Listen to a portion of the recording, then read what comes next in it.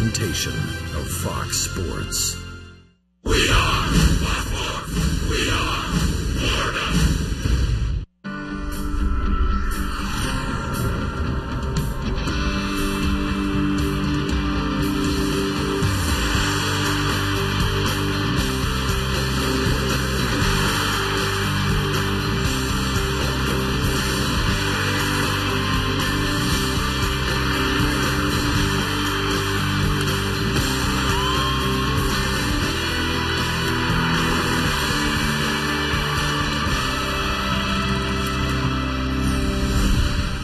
Beautiful day in Kansas City, in the heartland. The Kansas City Royals hot, trying to make a run in the wild card in the American League. The Marlins trying to spoil that. The Fish got an extra inning win last night. This three-game series is tied at a game apiece. That was a photo opportunity. That's a Marlins fan.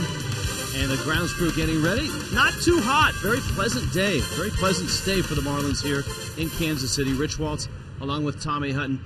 The Marlins this month, Tommy, have 4 wins. All of those have been shutout wins, and that's because the Fish can't score right now, but last night a nice win for the ball club. Yeah, it's been an incredible month. It's been an incredible road trip, but the way things ended last night were pretty good in the 10th inning for the Marlins. Early in the game, Jake Marisnick had himself a base hit. Here on an 0-2 pitch, he's hit. He's able to steal second, his second Major League stolen base, got a great jump. That left it to Christian Yelich, who banged a base hit, his 3rd hit of the night, into right field. Marisnick scored. 1-0 was the score. Cishek was able to nail it down for save number 25. And don't forget, the 21-year-old Jose Fernandez was brilliant in 7 shutout innings. We talked about the trip, and we talked about the Marlins having trouble scoring runs. They'd like to get some runs for Jacob Turner, but when you break it down, on this road trip, the struggles offensively are pretty stark and pretty shocking. You know, it has to put a little wear and tear on the starting staff, knowing that they don't get a lot of support. You see the Marlins have been outscored 33-17, so that's 17 runs in the 8 games they've played. Just 1 home run on the trip. That was hit by Christian Yelich, and a lot of close games. Look at all those 1-run games. You mentioned it last night. It's a young staff, starting staff, and they've pitched very, very well. They don't seem to have let the lack of run support get to him. And Jacob Turner is going to take the ball today. You're absolutely right. I think that's a great point. Guys like Evaldi and Henderson Alvarez and, of course, Jose Fernandez, Jacob Turner, they've done a nice job knowing that they haven't gotten a lot of support. Jacob Turner looks for a couple of things. His first road win and also to keep the ball in the ballpark. He allowed 3 home runs last time out. Santana, a good slider. If his slider's on, he can be tough. That's our Coventry matchup with Jacob Turner, Irvin Santana. Can the Marlins take this series? Kauffman Stadium is a great place, and Allison Williams will be all over the ballpark today as we get ready for the Royals and the Marlins from Kansas City.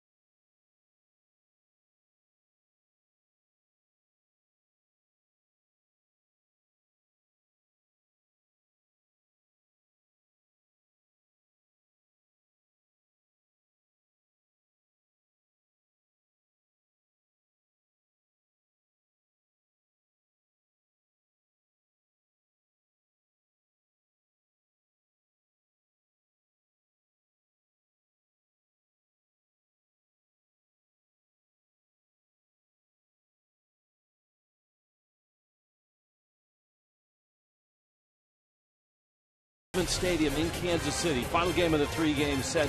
Such a great place to watch a ball game here. We've enjoyed our stay. Allison Williams will be out and about. A-Dub, where are you right now? Well, Rich, I'm downfield level for now. I won't be for most of the game, that's for sure. You know, the Marlins don't get out here to Kansas City very often. They haven't been here since 2007 in Kauffman Stadium, or as the locals call it, the K. One of the great ballparks in the U.S. It's home to almost 38,000 fans can fill this place, and they certainly do just that whenever the Royals are in town. We've had a lot of fun watching the ball games. I'm excited to go and check out the stadium itself. Of course, this is the City of Fountains, and one of the most recognizable features at the K is all the fountains in the outfield. I have a little bit on the history there. And speaking of history, how about the Royals Hall of Fame Museum? It opened in July of 2009 and features a lot of stuff on who else? George Brett. But there's also a lot of Marlins connections, and I'll let you know a few of them that are out there in the Hall of Fame. There's that big old number 5 for George Brett, representing all the baseballs, representing all the hits he had, over 3,000 hits. There's a nice Cooperstown tie-in there with all the guys that have had 3,000 hits out in the Royals Hall of Fame. So I have a few hits from out there. I also, guys, I did lunch with Lomo. I did the barbecue here in Kansas City at Arthur Bryant's, but there is the All-Star barbecue area out here at the K, so I'm going to have to see how Arthur Bryant's compares, maybe check out some barbecue and just do all the things you got to do when you come to Kansas City, because frankly, we just don't come here enough. So looking forward to taking it all in at the K. I'll bring you all the highlights throughout the game. Next up, though, it is the first pitch coming to you right here on Fox Sports Florida as the Marlins wrap up the 3-game series against the Royals.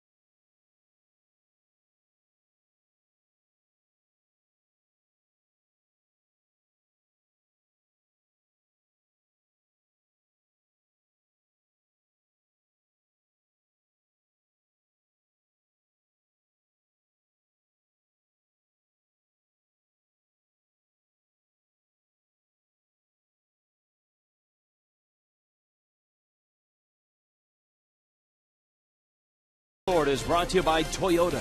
Let's go places. By AT&T Uverse TV. Check availability. 1-800-PICK-AT&T. Rethink possible. By Just for Men Mustache and Beard. And by Checkers. Feast on. Getting warmed up for the ball game is that little guy. Here at the K, Kauffman Stadium. Crowd has arrived. Marlins are here. Royals ready to go. And here are the lineups. First for the Marlins, and it's brought to you by JM Lexus.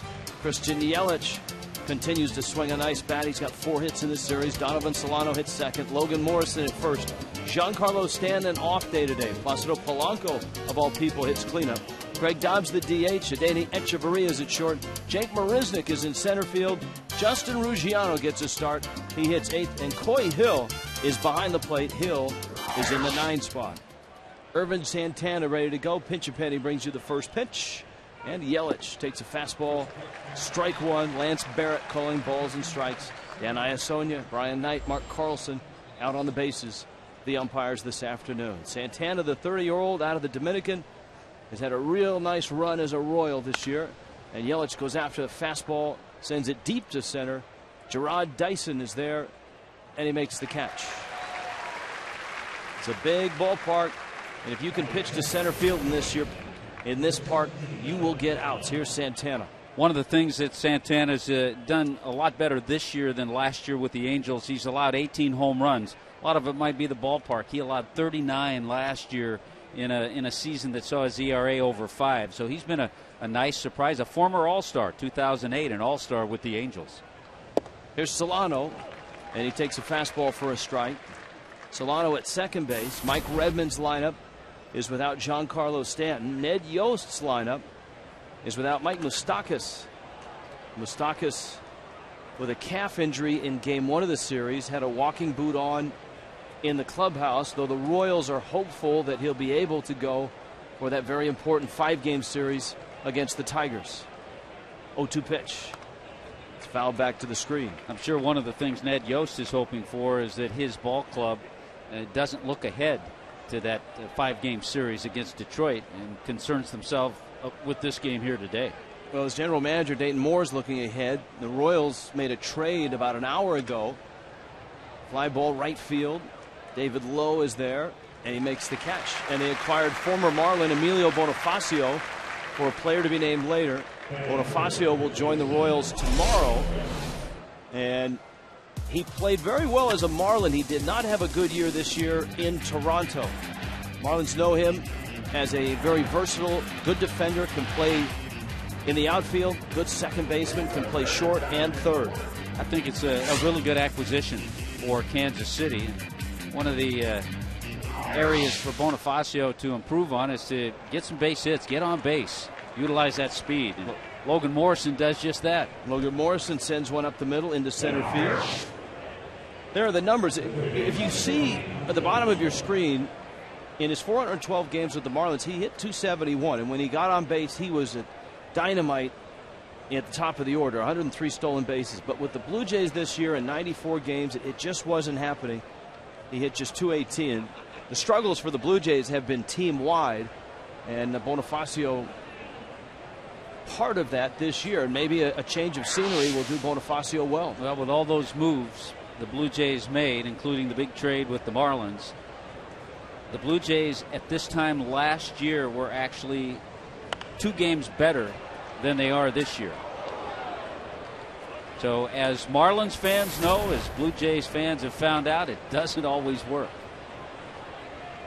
Placido Polanco is in the cleanup spot, one of the most unlikely cleanup hitters you'll find, but that speaks to what Mike Redmond has when he gives Giancarlo Stanton the day off. Morrison hitting third, Polanco hitting cleanup. Santana misses in with a fastball. 7 starts this year, Rich, for Placido Polanco, so 7 times, 8th time today that Mike Redmond has penciled in Polanco. Just 1 RBI when he's been in that number 4 spot. Outfield plays into right center. Santana to the plate. And Polanco off the end of the bat sends a soft pop that's going to nestle into center field for a base hit. Rich, when you see a guy like Polanco do the things that he can do, and then you see a team like the Royals pick up a Jamie Carroll, you see similar fits. I guarantee the Marlins are getting calls from teams that are trying to make that fit. Cleveland Clinic brings you the Royals defense. There's Gordon and Dyson and Lowe in that outfield. Johnson's over at third base. First time we've seen him in this series. Escobar and Getz up the middle. Hosmer's over at first. And Salvador Perez behind the plate. Greg Dobbs now, the designated hitter. And Dobbs had a nice game 1 here on Monday night. He had a pair of doubles, was 2 for 3. You don't have great speed at second with Morrison. Polanco the trail runner.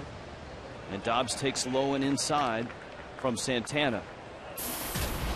Dobbs going with the sunglasses with the glare type lenses on what is a little bit of an overcast day here in Kansas City.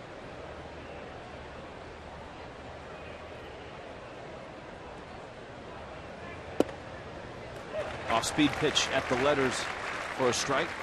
Not a huge sample size, but against Irvin Santana, Greg Dobbs 3 for 5. A high strike on Fox Tracks.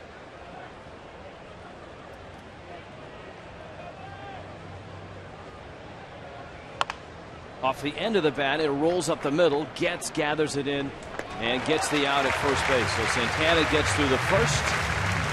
Jacob Turner gets the ball next for Miami. We're scoreless.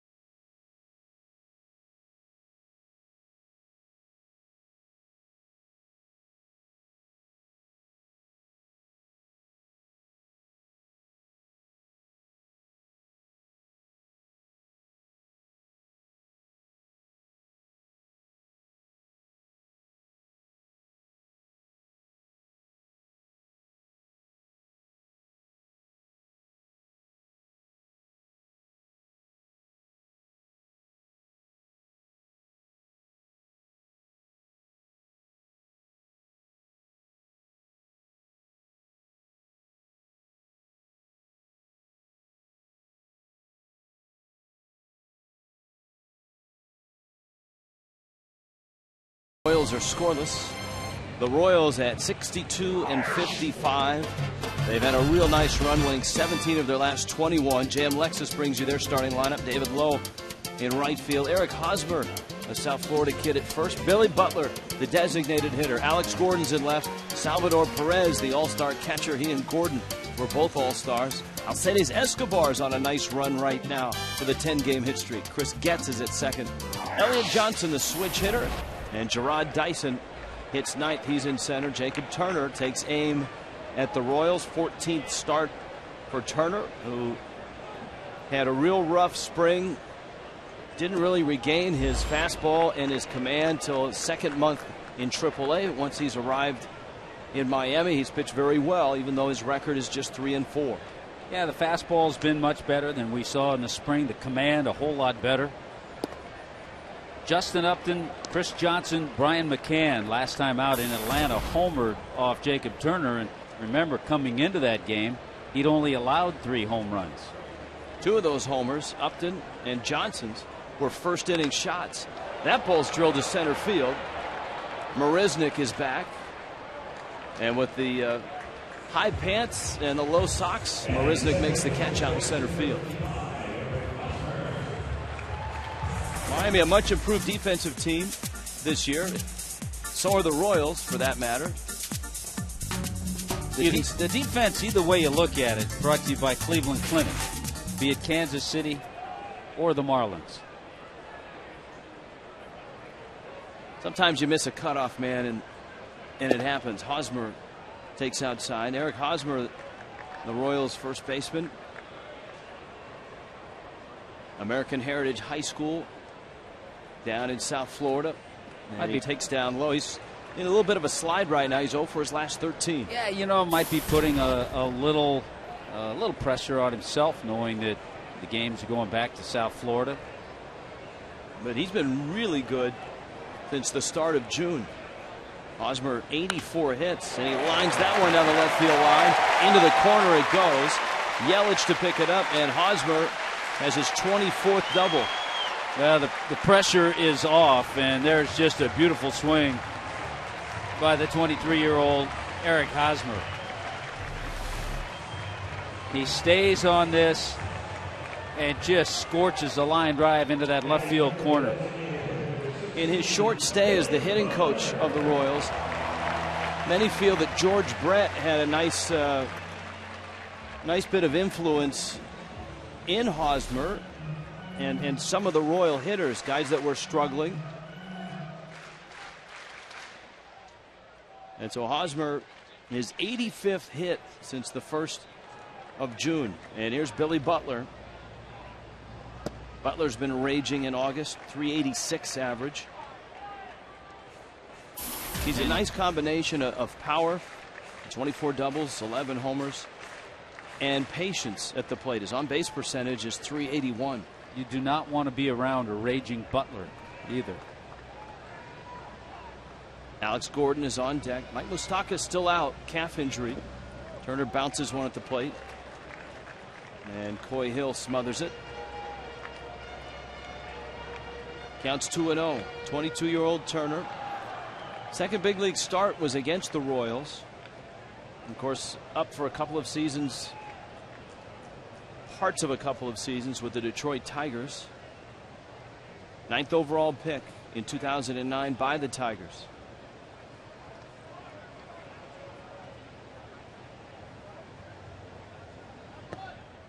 And he misses down low. 3-0 to Billy Butler. 3 hits, including a long home run in game 1 of the series. And don't be surprised if Butler has the green light. 3-0. Hosmer a 1-out double. Alex Gordon, Salvador Perez lined up for the Royals here in the bottom of the 1st. The Royals losing last night, but for the Royals the damage not that bad because just about everybody else aside from Cleveland in the wild card race and in the Central lost last night. Breaking ball misses in and he lost him. All right, let's pull ourselves back up by the bootstraps and go at it again. Miami's defense is brought to you by the Cleveland Clinic, Florida. All right, and there it is. Yelich, Marisnik, Justin Ruggiano getting the start today in right field. Polanco and Echeverria, Solano, Lomo. Lomo with a little visit to the mound to try to settle down Jacob Turner. And Coy Hill with the start, so it's the first time Hill and Turner have worked together. Last night, Oakland and Tampa Bay, who are the wild card leaders, both lost. Baltimore lost. Division leading Detroit lost. Cleveland won. And so the Royals enjoyed second place for a day. Cleveland reclaims it by half a game. And here is Alex Gordon. Gordon missed game 1 for the birth of a child. Back last night was 0 for 4 with a couple of strikeouts. Gordon along with Salvador Perez and the fine closer of the Royals, Greg Holland, were the all-star representatives at Citi Field. Marlins got their first look at Holland last night, and he looks every bit as nasty as they say. Here's the 1-1. And it's 2-1 right now. Well, if you go, Rich, back to the last 5 starts of Jacob Turner, he lost 2-0 in Milwaukee. The Marlins lost 2-1 in Colorado. They lost 6-5 to the Mets, 4-3 to the Indians, and the score in Atlanta 5-0. So that just points out the lack of support he's gotten. Chuck Hernandez has had to keep the young starting rotation, and it's a real good one. With Jose Fernandez continuing to sparkle last night, 7 shutout innings. Nathan Eovaldi, Jacob Turner, Henderson Alvarez has been outstanding. At times Tom Kohler has put in some good starts. He's had to keep that starting rotation focused on just going out and doing their job when all around them the offense has really struggled. Ground ball first. Morrison on to second. Out there. Echeverria's return is not in time. Gordon runs pretty well, and he got down the line and beat the throw. At the corners, 2 outs, and here comes the Royals catcher, Salvador Perez. Well, you do the proper thing if you're Logan Morrison. Tough to turn 2, so you want to make sure you get the out at second base. He does, makes a good throw to Echeverria, but no chance for the double play. So here's Perez, the catcher. We've talked about in this series, Perez recently off the disabled list the 7-day concussion list.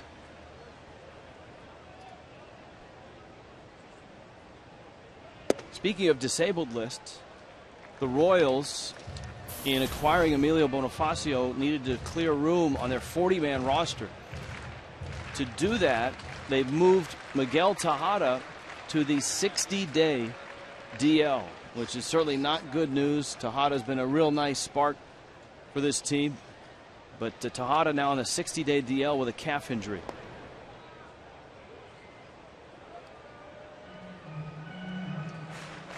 And if Moustakas is not available right now, Ned Yost is playing with a 24-man roster. Emilio Bonifacio is not here. They expect him to join the team tomorrow.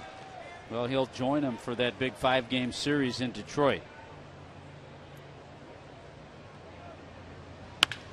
Smacked into left field, a base hit, and Kansas City's on the board. Salvador Perez with an RBI single, and it's 1-0. Well, Perez adds on to that .341 batting average with runners in scoring position with that 2-out base hit there. A big one for the Royals, and puts them on the scoreboard first.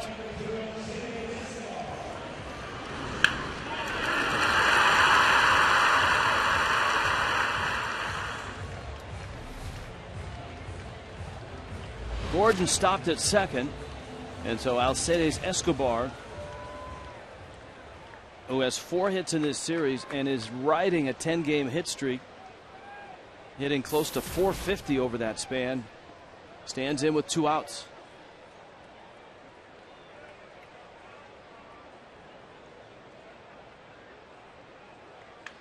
Breaking ball in the air, left center, Marisnik and Yelich, and it's Marisnik who makes the catch. But Kansas City's on the board. Their all-star catcher, Salvador Perez, delivers.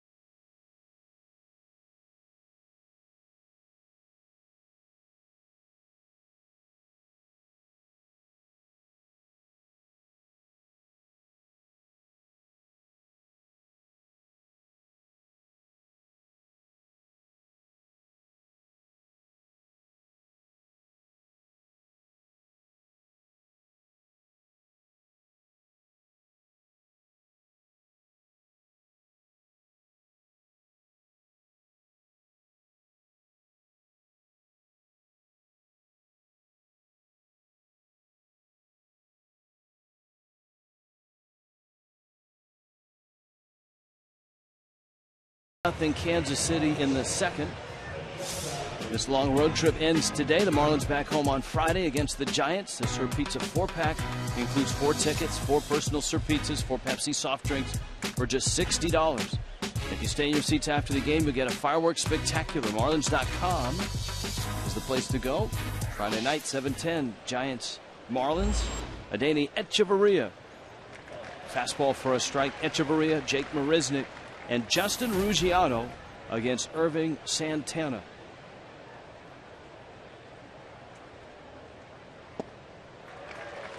Slow breaking ball, and it's 0-2. Give a little scouting report on Irvin Santana. He can touch 90s, sliders in hitters' counts, and that's what I said earlier. If he has that good slider, he can be tough. He'll throw it any time. There's a good one there. And he dispatches Echeverria on 3 pitches. And as we've seen, we even saw Bruce Chen do this last night.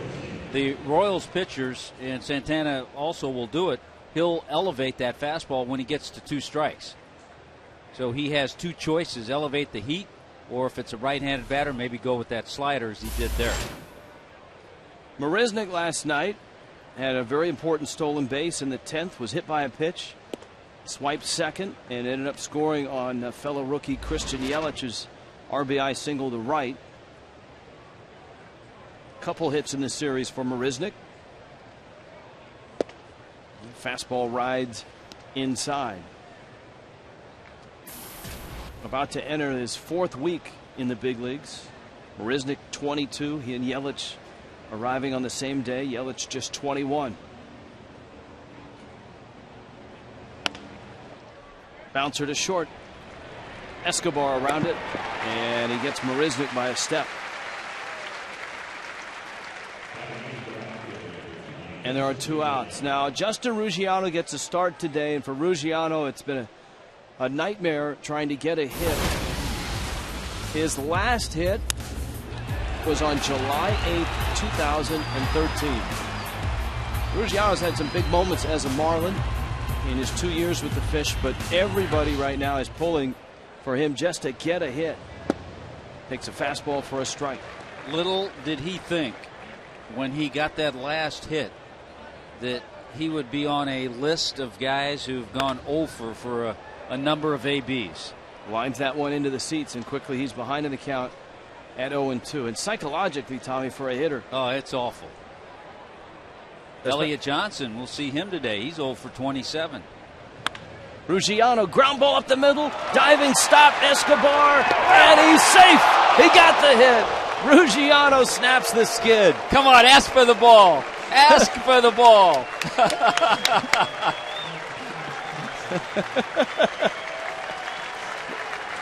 That has to be the weight of the world times 10 off of his shoulder. Look at the guys in the dugout. You don't think they were as concerned? Oh, that's great. And so Ruggiano gets the hit, and he's aboard at first base. He can say that in 2011, Craig Counsell went 0 for 45. It's amazing how many good players had some long dry spells. Ruggiano is running. Perez's throw. He is out. Great catch and tag by Alcides Escobar to get Ruggiano. The Royals lead Miami 1-0.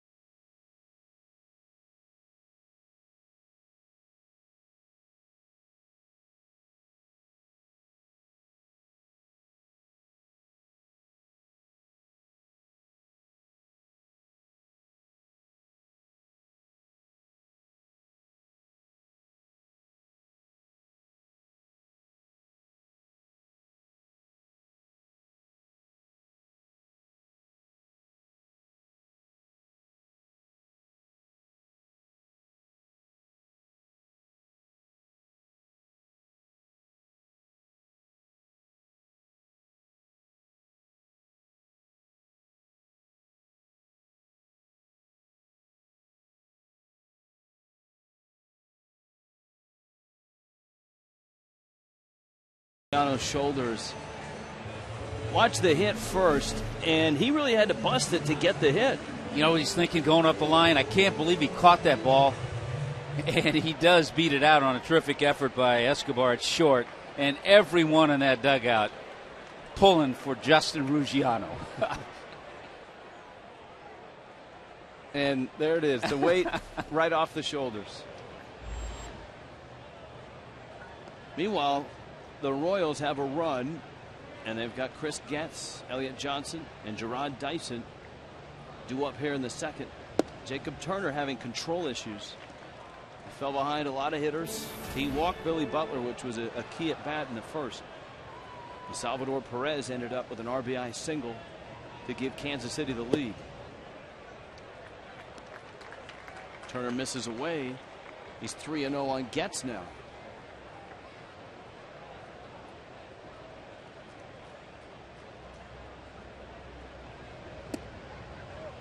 And he lost him. So control, a big issue for Turner today. If you're watching this broadcast from home, get on the laptop or your computer or your iPhone, any device. You can follow on Facebook, follow on Twitter. Keep you up to date on the Marlins, all your other favorite Florida sports teams. A couple of those pitches could have been strikes.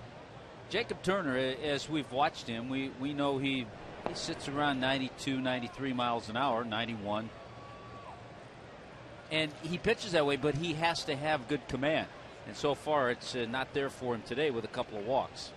Got plenty of time, though, to put it back together. He's thrown 21 pitches and only 7 strikes in this ballgame. Runner goes, Turner steps off, throw, and the rundown starts. Morrison to a closing Solano, and he'll tag out Getz, and that's a real gift for a struggling pitcher. The Royals run themselves into out number 1. Good reactions by Turner, too, to not panic. Once he saw the runner at first base, Getz, take off, he stepped off, made a good throw to Lomo, so 1-3-6 on the caught stealing, and done very well. 1-3-4. And now Elliott Johnson, and as Tommy pointed out in that graphic buried in the offers, was Johnson at 0 for 27. Versatile player. He came up in the big offseason trade. He certainly wasn't the marquee name. James Shields was. But Johnson coming up from the Rays. He can play almost anywhere on the diamond. Switch hitter. Has not had the best of years offensively.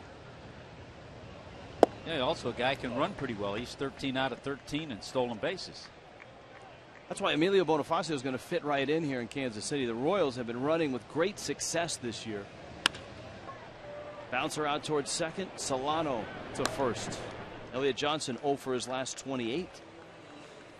And the thing that might be going through his mind right now after he saw Ruggiano get the base hit is, oh man, I might have the longest streak going now. Especially for a guy that doesn't play every day. That's really got to be tough. Twitter poll. Should the National League consider the designated hitter? Hashtag DH yes, NL DH yes. Hashtag NL DH no. I was talking to Mike Redmond today about managing American League games as opposed to National League games. Now Redmond, who managed in Toronto's minor league chain, essentially managed American League games in the minors. And he said it's just a whole different game. As a manager, you can get your starter as deep as you want. You can match up your relievers a little more effectively without having to worry about pinch hitting guys. A little chopper. It's a foul ball. And Gerard Dyson will head back to the plate. Yeah, I would say, and you're always going to get arguments, but the biggest decision an American League manager has to make, or in this case Red in an American League city, is we saw it last night. That starter's going, all right, when do I take, can I get another inning out of him, or should I lift him now? That's about it. There's a lot more pinch hitting for position players, obviously, in the American League, and Redmond said last night that he was ready to use Greg Dobbs. Had Jake Marisnick come up in a spot in the ninth. Yeah, we talked about that. with a chance to drive in a run, it would have been Dobbs and not Marisnick. As it was, Marisnick never came to the plate, and it worked out because he got on and had the big stolen base that led to the winning run. Into right, Ruggiano has it plop in front of him. And a single to right by Gerard Dyson. And he's another guy that can really run, has had a lot of success. Well, Dyson did not hit that ball very hard. He had a big swing, like he got it on the end of the bat and just blooped it in front of Ruggiano. 18 steals for Gerard Dyson. Yeah, in terms of number of steals, 93 on the season for the Royals, and a terrific percentage as well, tops in the American League. There's David Lowe. He flied to center back in the first. Dyson away. And in the American League, oftentimes you find a guy like Dyson as the number 9 hitter, a second leadoff guy. Yeah, if you have a speedy leadoff guy, all of a sudden you have back-to-back guys who can do some damage. Good percentage for Dyson.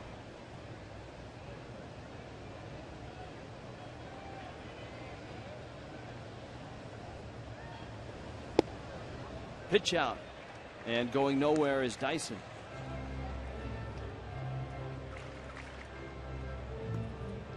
Eric Hosmer trying to get as good a look at Jacob Turner as he can. He's not behind home plate, but he's close. I think it's interesting. They do not have on-deck circles here.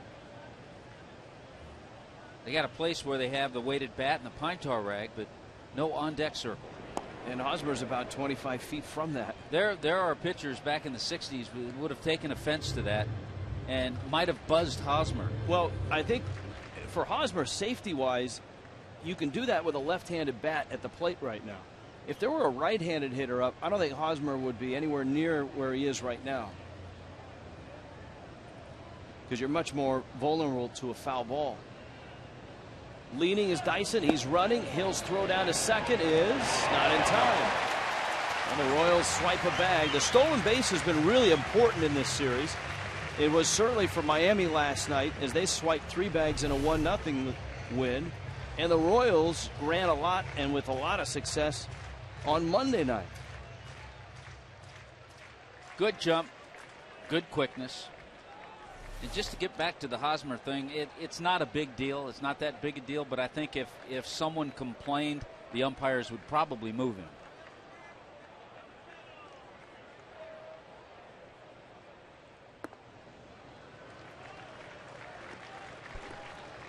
Three and 0. This has not been a clean start so far for Jacob Turner. 2 walks. He's been behind most of the hitters that he's faced.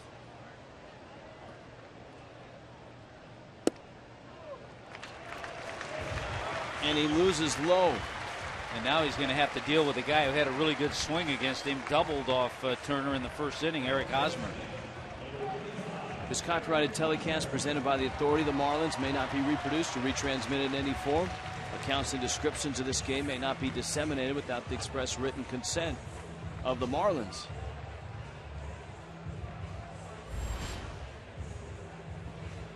The ball strike ratio is unbelievably bad right now for Jacob Turner. 34 pitches, just 12 strikes. And so the Royals have an opportunity here. Hosmer lined a double down the left field line back in the first.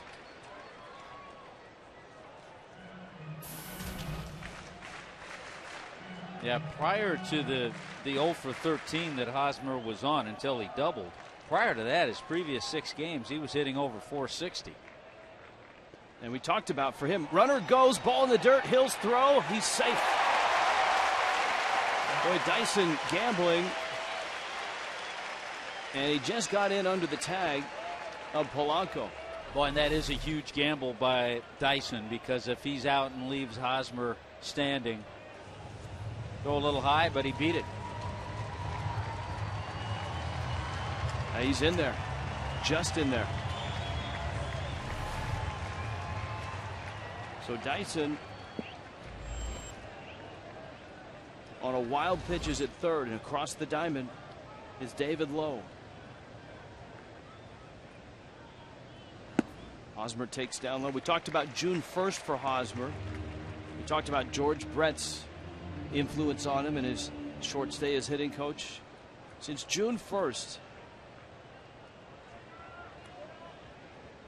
he now has 85 hits. Only Yasiel Puig and Adrian Beltre have more hits in baseball. That's a risky throw. Right now, Turner can't throw strikes and he can't throw to first. Yeah, the amazing thing, he gets an out here. He has a chance to get out of this, and he's still only allowed the 1 run.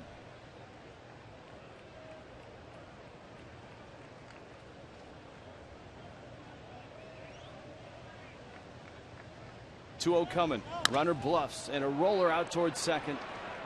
Solano, and Turner does get out of it. And the Royals leave 2. Headed to the 3rd in Kansas City. It's 1-0.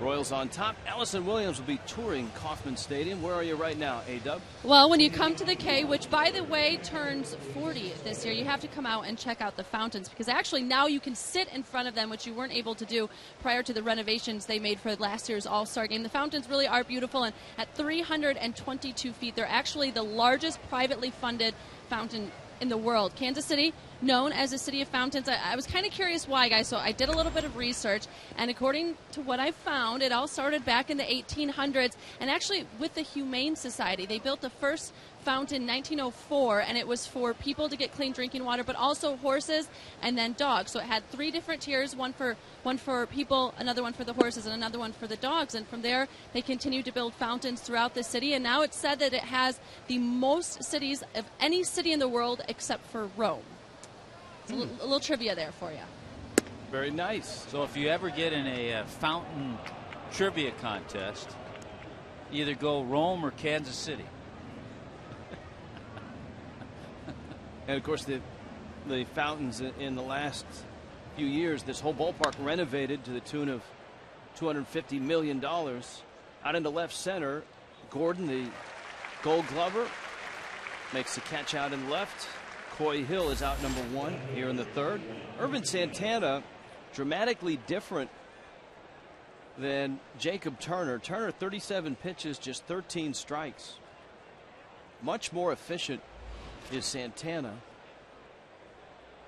In his first 2 innings, 23 pitches, all but 4 of them were strikes. Well, he's been pretty consistent. 21 of his 23 starts, he's gone 6 or more innings. So he's given Ned Yost what they wanted. And he's also a free agent at the end of this year. Which led some to believe that the Royals might trade him come trading deadline. But it was a sign by the Royals that they traded for him and are paying $12 of the $13 million on his contract this year. They got him from Anaheim. Tapper out towards second, gets to first. And the other sign, Tommy, is that they didn't trade him near the trading deadline. They held on to him, and the Royals on this great run, coming off a dismal spell, but now having won 17 of 21, they've leapfrogged a variety of teams in the wild card race in the American League. They have a huge 5-game series with the Tigers coming up. Here's Donovan Solano. Solano takes a strike. And I think that's one of the reasons they've traded for Emilio Bonifacio today, is just the urgency with Moustakas and his calf, with Tejada being placed on the 60-day disabled list. So that eliminates Miguel Tejada from any postseason, should the Royals reach there. Solano flying to right back in the first. Talking to Ned Yost a little bit, he misses the meetings and breakfasts with Freddie Gonzalez and Bobby Cox because he's moved a little further away. But he said they're involved in some things, some business things, and he still certainly stays in touch with those guys. Yost and Freddie were both on Bobby Cox's coaching staff. Yost a run in Milwaukee as the skipper. 1-2 coming. Into center field, Solano has a base hit, 2-out single, and that'll get Morrison to the plate with 2 down. I was just thinking about it, Rich. You start thinking, and maybe down the road another will come off the staff of a Freddie Gonzalez who was with Bobby Cox, but you start thinking of guys who came off the Mike Scioscia staff, Bud Black, Joe Madden, Ron Renicky.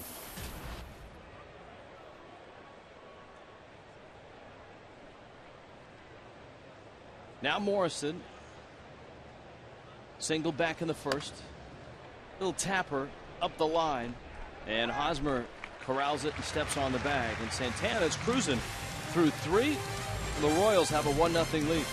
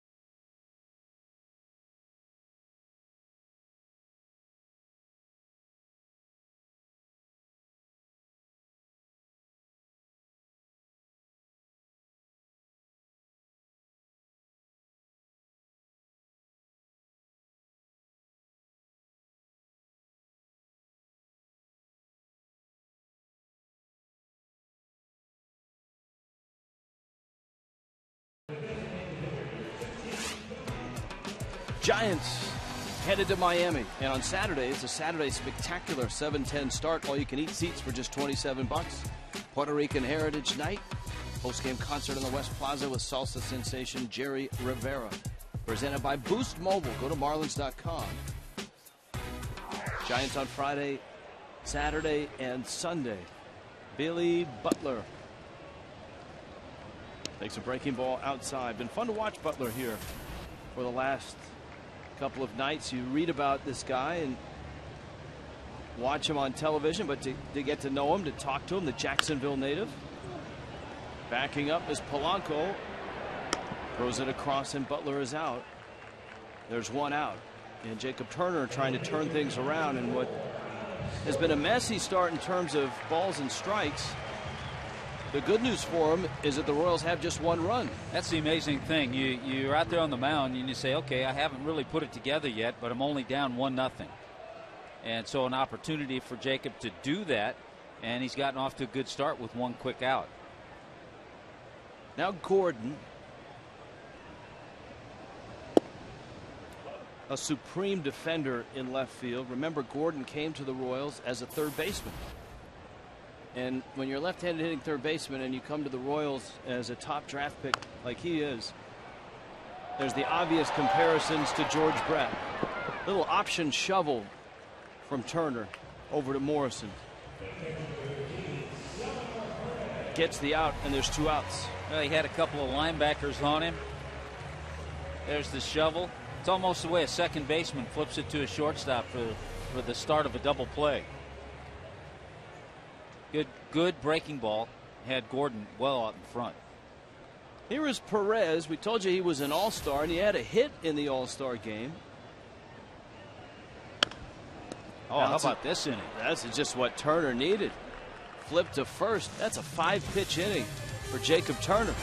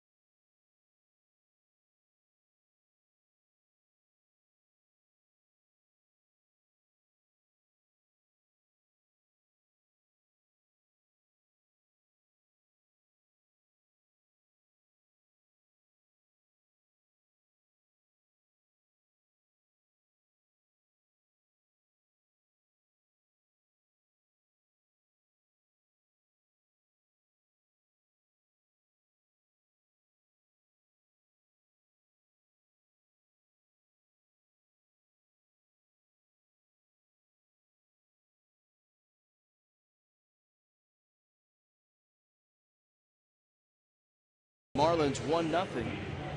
Placido Polanco, Greg Dobbs, and Danny Echeverria in the 4th. Giancarlo Stanton not in the lineup.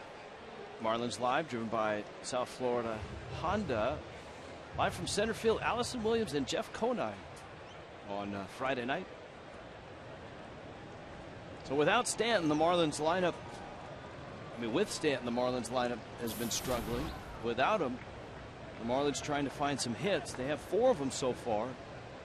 Singles by Solano, Morrison, Polanco, and Justin Ruggiano, who snapped an 0 for 42 skid.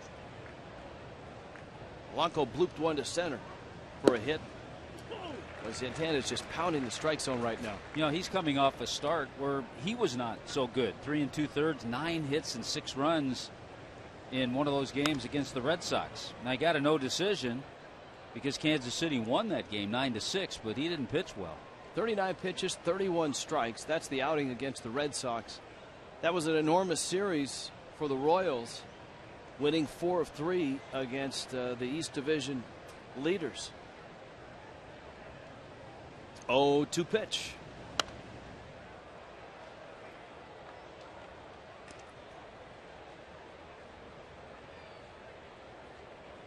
Marlins have Greg Dobbs DHing in this ball game. Hey, Polanco's seen Santana a little bit. 7 for 22 now against Irvin Santana. There's that slider in the dirt. Perez knocks it down, and Polanco strikes out. Well, he had 8 years with the Angels. As you noted, he had some really nice years. He was an All-Star in 2008. He threw a no-hitter in 2011. He pitched in 5 postseasons. But last year it kind of turned sour, an ERA of over 5 and a 9-13 record. He had 3 years with the Angels where he won 16 games or more. As you look at this Royals rotation, James Shields was the big piece. Shields hasn't had a whole lot of run support, and though he has a nice ERA, doesn't have a lot of wins. But they're getting good starts from Bruce Chen, who pitched very well last night, 7 scoreless innings. Jeremy Guthrie has had a solid year. He's 12-8. Shields is 7-8, but his ERA is a nifty 3.33.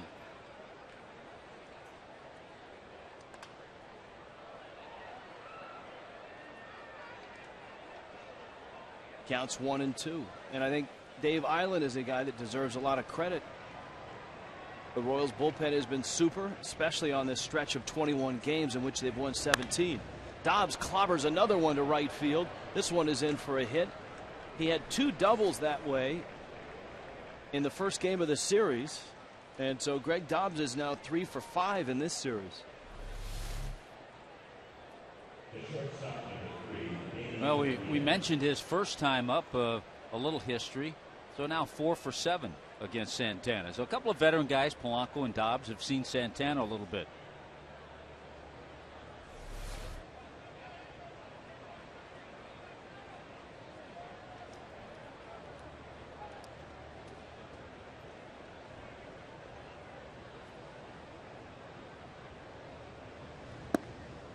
Echeverria struck out back in the second.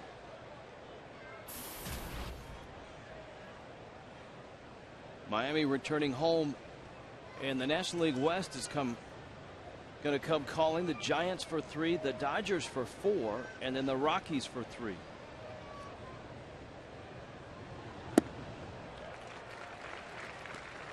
We talked about the Royals in a 5-game series in Detroit.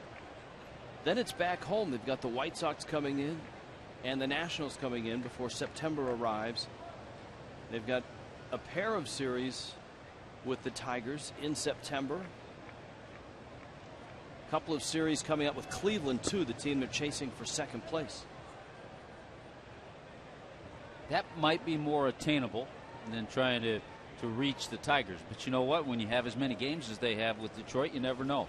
And the Royals are going to need somebody to falter, too, at the top of that wild card standings. Right now, Tampa Bay and Oakland are tied at the top of the wild card standing, so both those teams are wild card teams right now. Echeverria fouls it off. The Rays have lost 6 in a row and are now 4 back of Boston. Oakland has not played that well over the last week. They're a game behind Texas in the West. Now Minnesota beating Cleveland in the 6th inning today, 4-3. Baltimore and Cleveland are between Kansas City and Oakland and Tampa Bay in the wild card race. Echeverria pulls it foul. Obviously a lot of baseball to go. I always look, Rich, when I see the Tigers, when I see they've scored, it's 3-3 Tigers and White Sox in the 3rd inning. Guess how they got their 3 runs? Well, the Miguel Cabrera app on your iPhone probably went off. So. It popped up. 38th home run. He has 114 RBIs.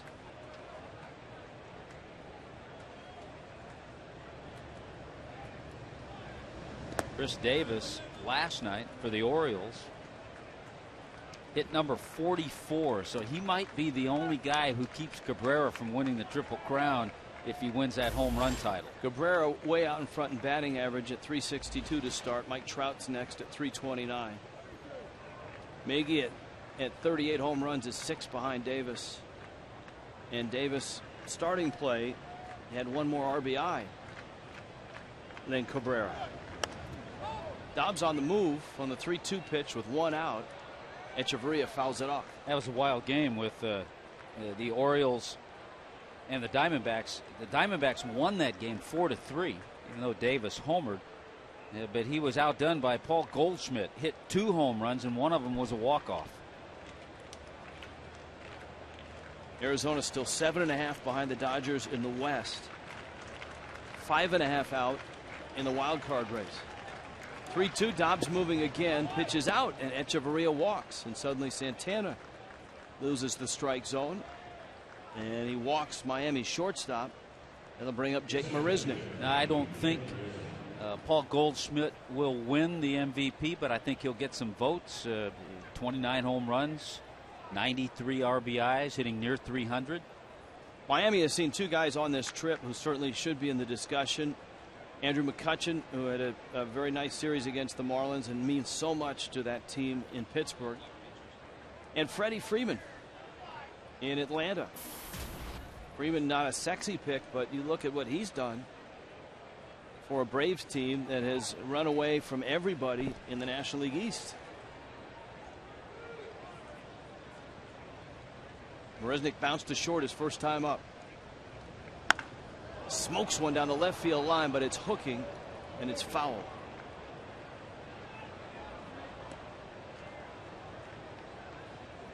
Yeah, it's always fun to just check with people who follow that particular team and see who in their eyes, because they see that team day in and day out. And most Pirate people would tell you, hands down, Andrew McCutchen. I think Braves fans would say the same with Freddie Freeman. Well, I think if you talk to broadcasters or writers that follow that team, they're able to quantify what valuable is for that player. Everybody can look at stats. They're not just going to go by numbers. Right. And so nationally, you can look at numbers and see that, you know, all the RBIs and hits with runners in scoring position that Freeman has. You know that McCutchen is a stat stuffer type guy in terms of batting average, stolen bases, runs scored, home runs, Gold Gloves. The 2-1. Now you're an old school guy in a sense that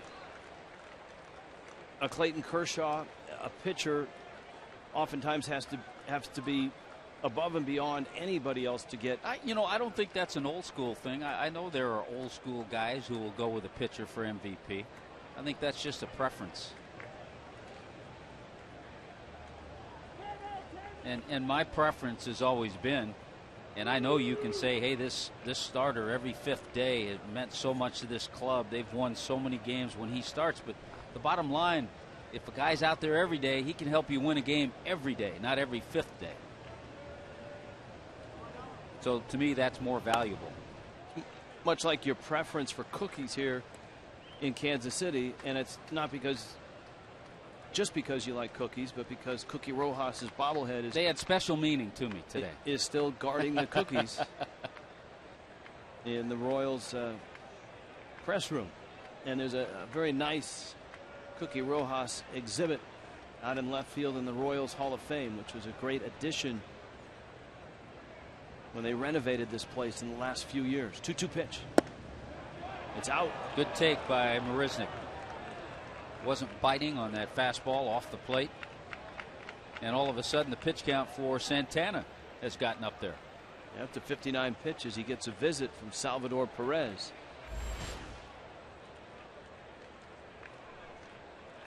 .23 pitches in this inning. Okay, the Marlins did start Dobbs on 3-2 with 1 out from first. This is a little chancy with Marisnick up there. He's struck out 19 times, just 3 walks. Dobbs does not have a big lead. Not running. Little tapper, third base side, and it gets by. Rounding third, here comes Dobbs. Escobar's throw to the plate, and he's going to be out.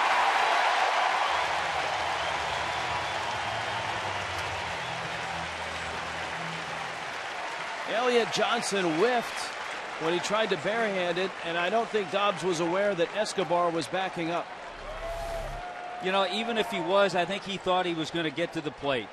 It took an above-average effort and a good one by the shortstop, Alcides Escobar, picking it, making a good throw. He had to make a strong, accurate throw. He's been waved home by Joe Espada. I don't mind that at all. You put the pressure on Kansas City, make them make a perfect play, and they did. Should be an infield base hit for Marisnik. Here's Ruggiano now, who had an infield hit himself to snap an 0 for 42 skid back in the second. He takes a strike and it's 0-1. Ruggiano ground ball, and it's into center field, the base hit. Here comes Echeverria, and Ruggiano is 2 for 2, and the Marlins have tied the game. You just can't stop him now. How about that? On the cusp of setting history, 0 for 42. And Ruggiano has banged out a couple hits. Boy, a seeing eye base hit a week or so ago, just a few days ago. This ball is caught and he's thrown out at first base. But he gets it just off the glove of the second baseman, Chris Getz, and Echeverria comes in to score. Just like that, Marlins get on the scoreboard. Coy Hill now in the 9 spot is 0 for 1. Good speed with Marisnik at second and with Ruggiano at first.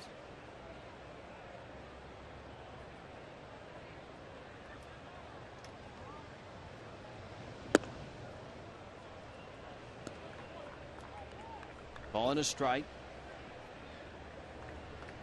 Jeff Mathis catching the first 2 games of the series. Hill 2 for 5 in his Marlin tenure, and he swings and misses.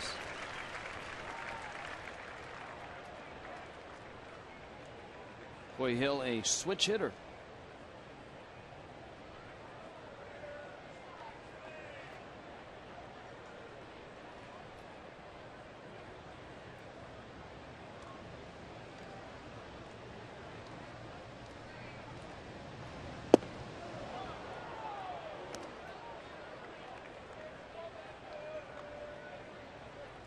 Probably the most Coy Hill ever played. The biggest opportunity he got was in '09 with the Cubs.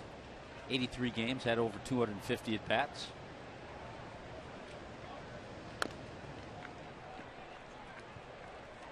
Count stays at 2-2. Cleveland is in Minnesota, a game that Royal fans are watching.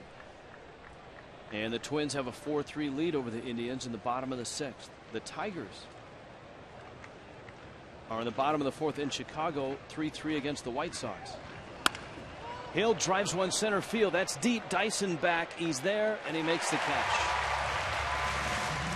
Marlins on the board. Another hit by Ruggiano. It's 1-1.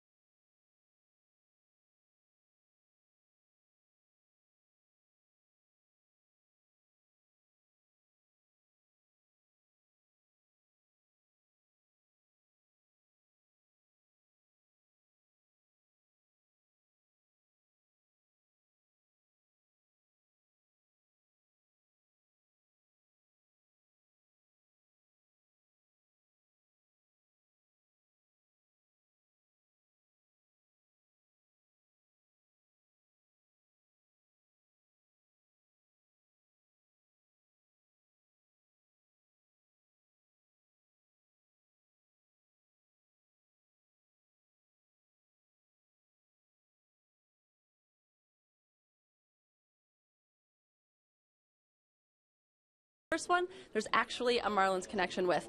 Jack McKeon managed the first game, the first hit for George Brett. And take a look at the lineup card.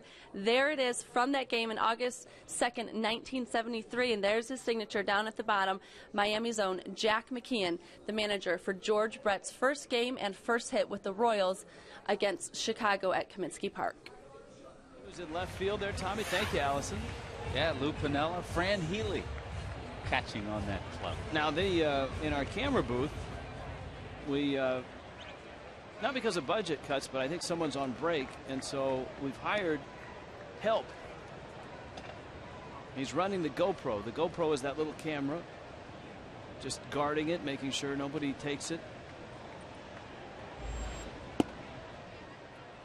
And he works for Sunflower Seeds.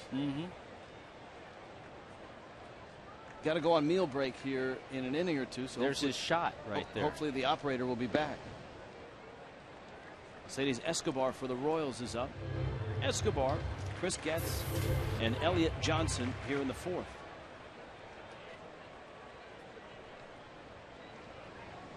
Ten straight Escobar has hit in. Out to short. Echeverria on to first in time. Suddenly, Jacob Turner has dialed in the strike zone. He had a 5-pitch inning in the third. Gets a quick out to start the fourth. America's new sports network is almost here. Fox Sports 1 will be your home for live sports. Shows like Crowd Goes Wild, Fox Football Daily, Fox Sports Live. The news and highlight shows fans have been waiting for. America's new sports network, Fox Sports 1. And it's just 3 days away on the 17th of August. Talk about how things have turned around.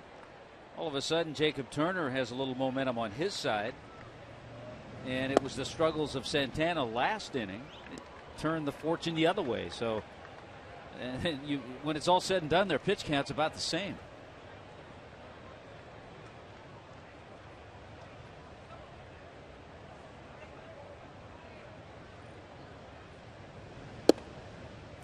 Turner's fastball for a strike, and it's 2-1. Fastball has a little jump to it, 94. Chris Getz, 3 hits in this series.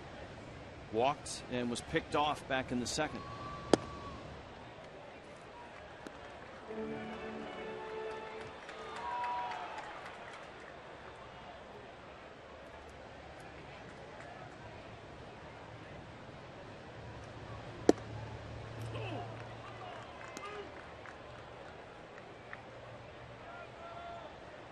Full count, 3-2.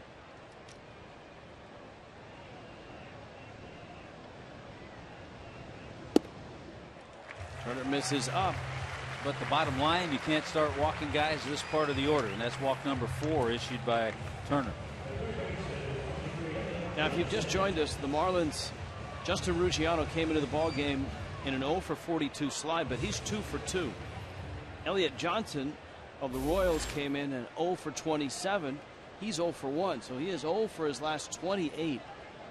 And it got the crack staff, including Ken Lee, dig into the Royals' longest 0-fers.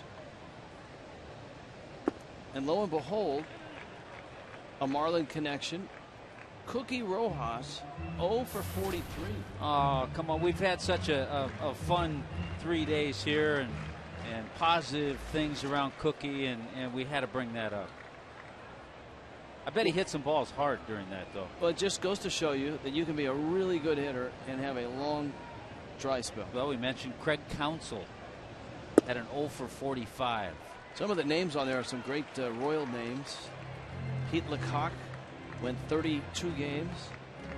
Steve Balboni went 31 games. Chad Kruger, 38. Tom Poquette, 33. John Buck at 30, and now Elliott Johnson is right behind Buck and tied with Terry Shumpert. Amos Otis went 29 without a hit. John Mayberry, 29 without a hit. Yeah, you're right about some good name players. Echeverria kicks that one into center field, and around second is Getz. He'll end up at third. And the Marlins haven't seen much of that this year at all. Echeverria misplaying what looked like a double play ball. And instead of a double play in the end of the inning, Gerard Dyson comes up with 1 out and runners at the corners. And I think that's exactly, he was trying to pick it, step on the bag. It's a timing play. Ball skipped up on him. He's going to be charged with an error. And all of a sudden the Royals first and third with one down. You're right about it being a double play. Would have been a double play if he picks that ball. And now you got a guy that's really tough to double up in the speedy Dyson. Echeverria and Solano are back for two. Polanco in at third.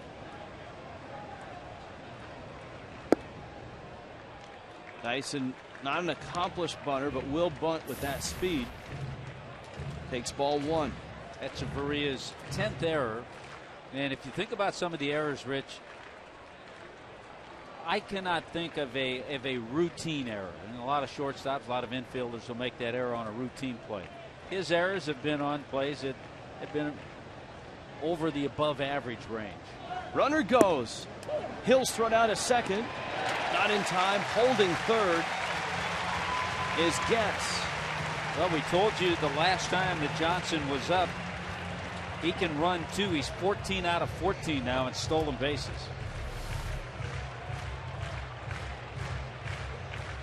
And Ned Yost continues to be aggressive on the bases. The Royals have had a terrific year, both in number of stolen bases and in percentage. 1-1 pitch. Dyson still thinking about bunting, and it's 2-1 now. It's amazing how the momentum of an inning can change after that walk, the one-out walk to Getz.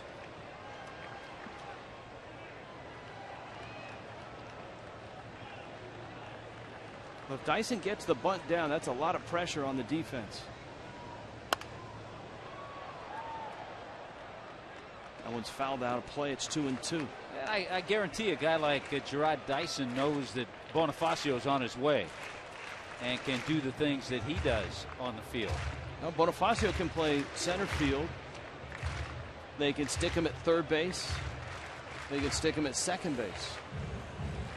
And the Marlins saw in Bonifacio's 4 years as a Marlin a very versatile defender. And with the Marlins, he was an above average defender in center and at second. 2-2.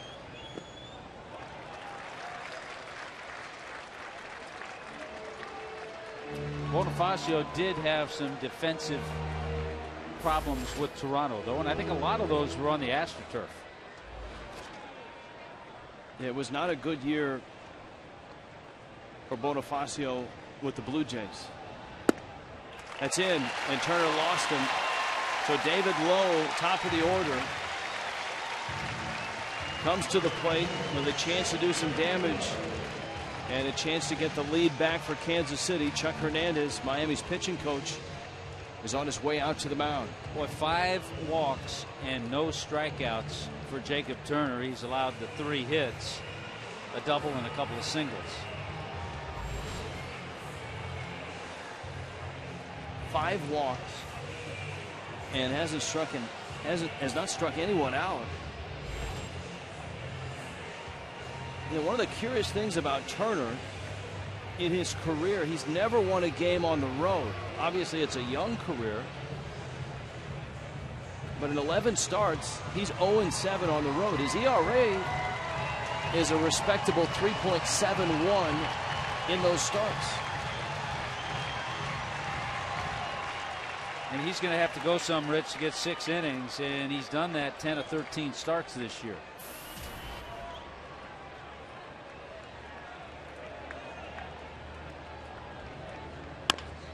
Bouncer towards second. Solano tags there, throws there, out at first. Did they get the out at second? Safe at second. Was the runner out of the baseline? And here comes Mike Redmond out to argue. That's the question in that play. If the runner is 3 feet out of his path, and the runner determines his own path. So if he wavers 3 feet from his line, then he's supposed to be out. Let's take a look. And I don't think he was. I think he was fine. He just moved out of the way. Solano tried the right thing. I don't think if he flips it and they try the double play that way, they get it. So a good effort by Dyson, the runner, but also a good recovery by Solano to at least get the out at first base. Mike Redmond asking for it, but won't get it from Brian Knight, the second base umpire. And watching on replay, it didn't look like Dyson went more than 3 feet out of the way, and it certainly didn't look like Solano tagged him. So the Royals get a run. It's now 2-1, and they got a nice bat coming up in Eric Hosmer. And certainly the speed had a lot to do with their run this inning.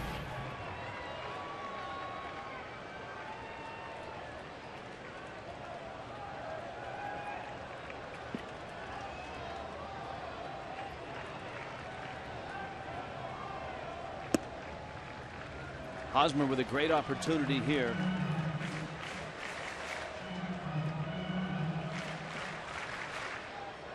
Johnson, Dyson, very good speed out there. And Turner continues to labor. Marlins bullpen hasn't budged. You know, with the loss of Kevin Slowey, Marlins really don't have a bona fide long man. 2-0. It's in, and he's not just missing, Tom, he's missing by a bunch.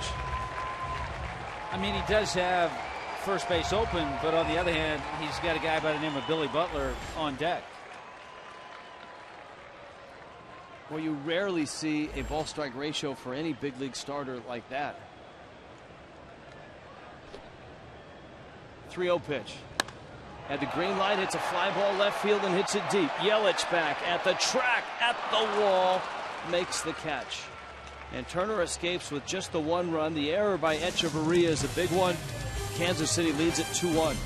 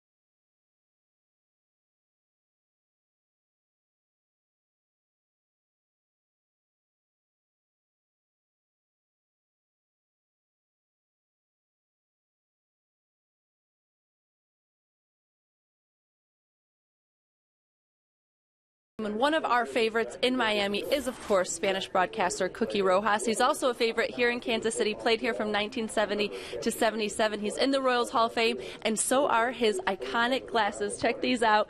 Cookie, of course, known for his glasses, the second baseman, and the plaque here reads, Royals Hall of Fame second baseman Cookie Rojas' play on the field made him a standout in Kansas City. The 4-time American League All-Star took the field wearing these glasses, which were a visible trademark for one of the most popular Royals of his era.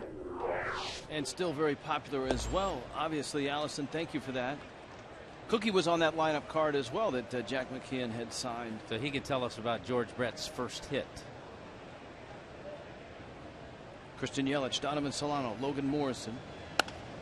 And Yelich bangs one foul. We do have one down note, Tommy, because when we came to Kansas City, the crack staff was on a quest for this and felt they had acquired it, so much so that we advertised that we did have it in our possession, and that is video of Cookie Rojas and Freddie Patek frolicking in the fountains when the Royals made it to the postseason. But we promoted it last night shamelessly, and tragically this morning in the tape room we found that we did not have it. So all we can show is just a fountain. But we do have some old Cookie Rojas Royal footage. We'll bust that out when we get a chance. Yelich takes down low. Yelich against Irvin Santana. It's really been an odd game here today. I mean, Jacob Turner has been all over the place, yet the Royals have just 2 runs. The Marlins have 7 hits. They've out-hit the Royals 7-3. But on the other hand, Turner's walked 5. So that's created a lot of base runners for Kansas City. I think both teams probably kicking themselves, feeling they should have more runs than they do.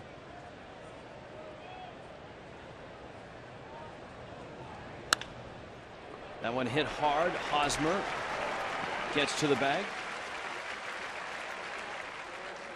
AT&T U-verse presents our rewind. You needed some Cookie, didn't you? Yeah. Here's a little Cookie Rojas for you. It looks like George Brett. That's George Brett scoring. Yeah. There's Cookie, his all-star performance. Amos Otis, Cookie Rojas. That's good stuff. Cookie had a home run in the All-Star game.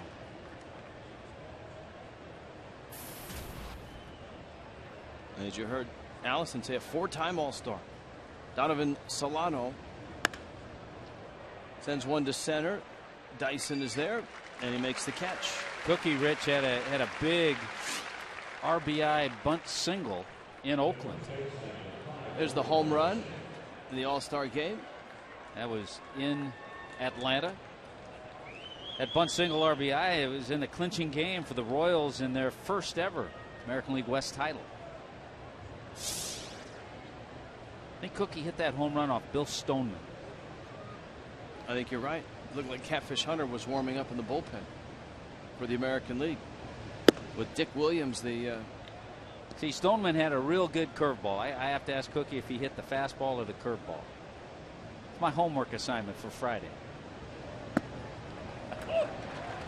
Breaking ball, strike to Morrison.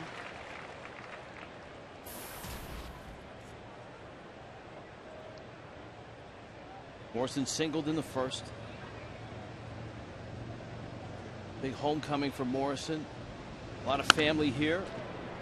Pulls that one on a hop, gets flipped to first. And Santana settles down with a 1-2-3-5 halfway through in Kansas City. 2-1 Royals.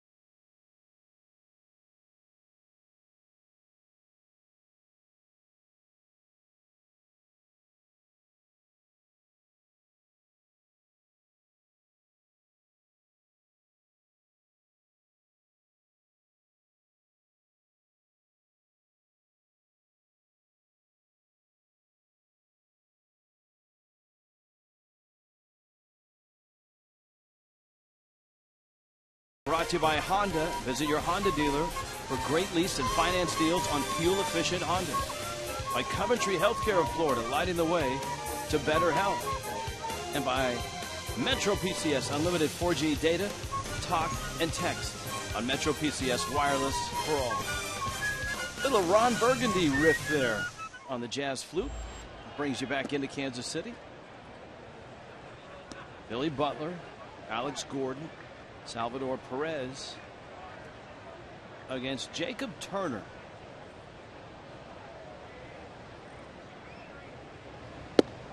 Butler takes a fastball for a strike.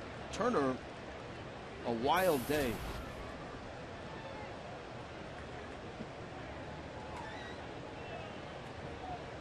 Young right-hander's had his control issues from the very start. He's walked 5. He hasn't struck anyone out.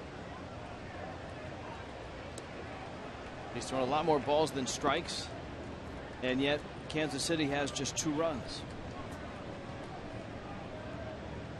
We talked about Butler's on-base percentage, very good.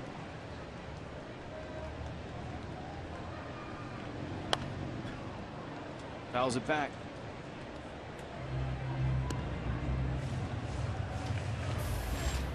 Wolfson High School in Jacksonville. The games that the Royals and their fans are watching. Cleveland now trailing Minnesota 6-3 in the bottom of the 7th. Butler smacks it into left field.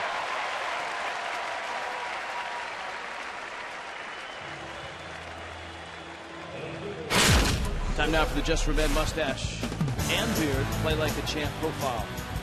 Christian Yelich, Miami's 21-year-old left fielder. In August, he's been having a good time. He had a big hit last night. Ended up winning the ball game. His 10th inning single, the only RBI of the night in a 1-0 Miami win. So Butler singles. Here now is Gordon with Perez behind him. Gordon swings and misses. Saw that on-base percentage of Christian Yelich, and it's something that he's always done. Coming into this year's minor league season, his on-base percentage was just under 400.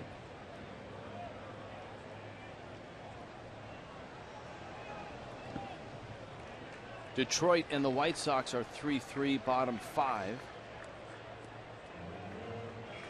Baltimore is just about to start in Arizona.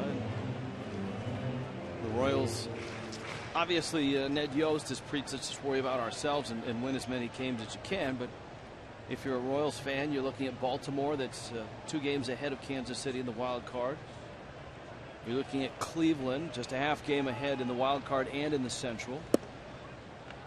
You're looking at Oakland and Tampa Bay, who are the wild card leaders. Oakland is at home against Houston tonight. Tampa Bay is at home against Seattle. Gordon digs in, 2-1 coming from Turner, and it's fouled and out of play. Now, as disappointed as we were, and there's the Marlins bullpen with Dan Jennings and AJ Ramos, as disappointed as we were to not get the Cookie Rojas, Freddie Patek frolicking in the fountains footage, we did unearth a rare photo of Freddie Patek exiting the fountains. That's as good as we can go, along with the Cookie hits a home run in the All-Star game video. Echeverria diving stop on one knee, got it out there, and Solano will hold on to the ball. Nice play by Echeverria, who actually turned his back to the infield to make that throw to second. Yeah, and just to make sure he was going to get one. He knew this wasn't going to be a double play, but back's turned, he gets to a knee, and a wise choice by Solano to hold on. Now right there, you're just going to try to make sure you get the out at second base. Well done.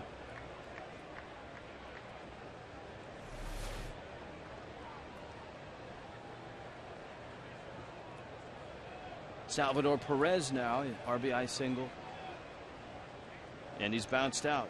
So Gordon's at first. Turner to the plate. All right, here's the photo of a wet Freddie Patek emerging from the fountains after the Royals had clinched their first postseason berth. And I according to the story from Cookie, the story was that those two said that if the Royals made the postseason, they were going to go jump in the fountain, and they did.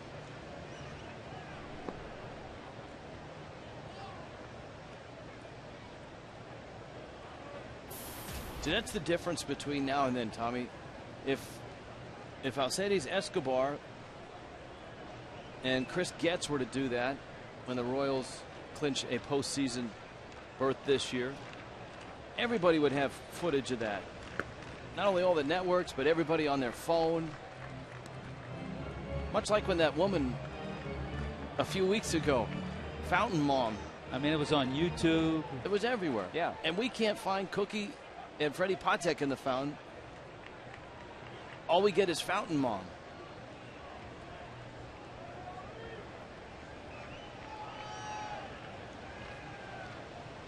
One pitch coming. High fly ball. Yelich shading his eyes and then making the catch. Gordon holds first. And Turner has 2 outs here in the 5th. And here comes Escobar. Did you ever do anything nutty like that, Tommy, when the Phillies finally got to the postseason? Not too nutty. You didn't go. Not that I remember, anyway. You didn't go jump on the Liberty Bell, go to Pat's and Gino's and order a 10-foot cheesesteak? Nothing? I'll tell you a funny thing that Gene Garber did, though, in Chicago.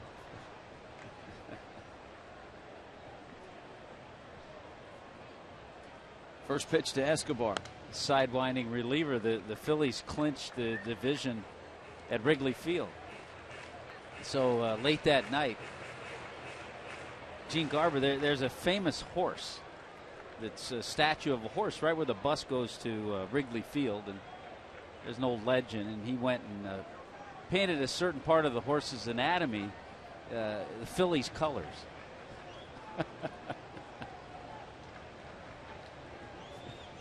Here's the 0-1. It's a strike. Is the horse still standing? Horse is still there, yeah.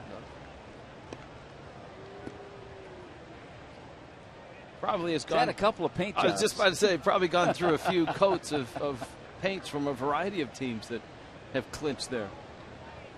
There used to be an old saying, and no longer you don't hear players talking about it anymore, that when the team bus went by and made the turn on that street by that horse, that if you stared at a certain part of that horse's anatomy, it was bad luck. And so guys would just focus in the other direction and head on to Wrigley Field. This is making me uncomfortable here.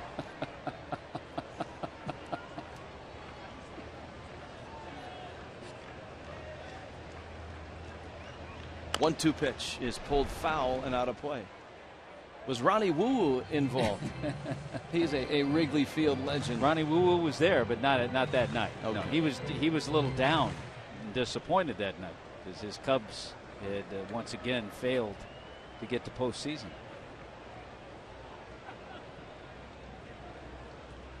Alcides Escobar is 0 for 2. Royals shortstop at the plate. 2 outs.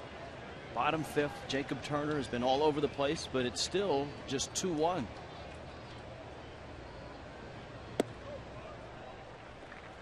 Yeah, sometimes a pitcher will have a game, and you can say, well, at least he has command of this or he has command of that. For Jacob Turner today, he doesn't have command of the fastball or the breaking ball. Look at that, more balls than strikes. Decidedly more.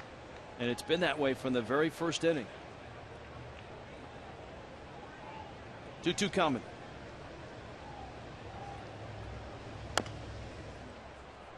And the Royals, on the other hand, are saying, why do we only have 2 runs?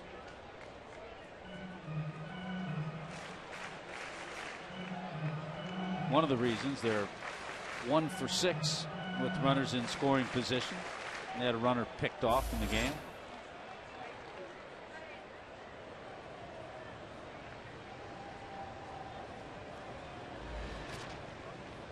Escobar, the 26-year-old Venezuelan, his 3rd year as a Royal. Echeverria in the hole, gets it to second. Solano is there to get the out. And Turner is through 5. Kansas City at home and on top 2-1.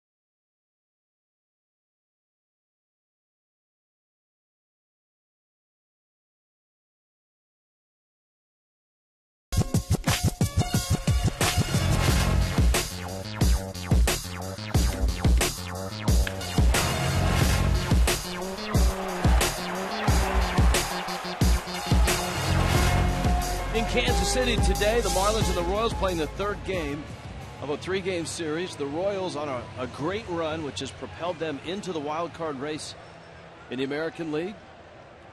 Your action weather team is here, 78 degrees into the 6th.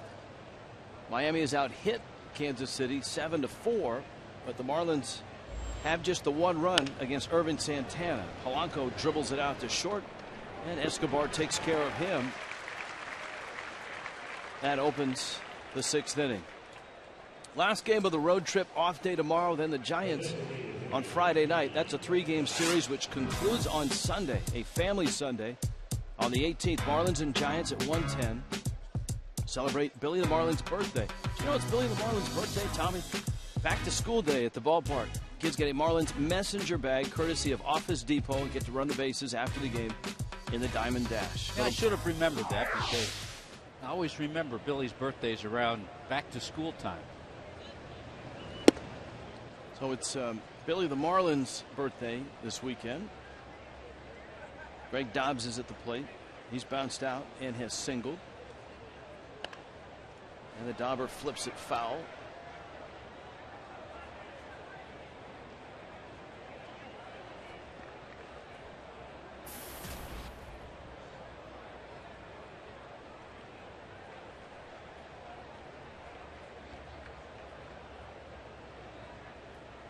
One.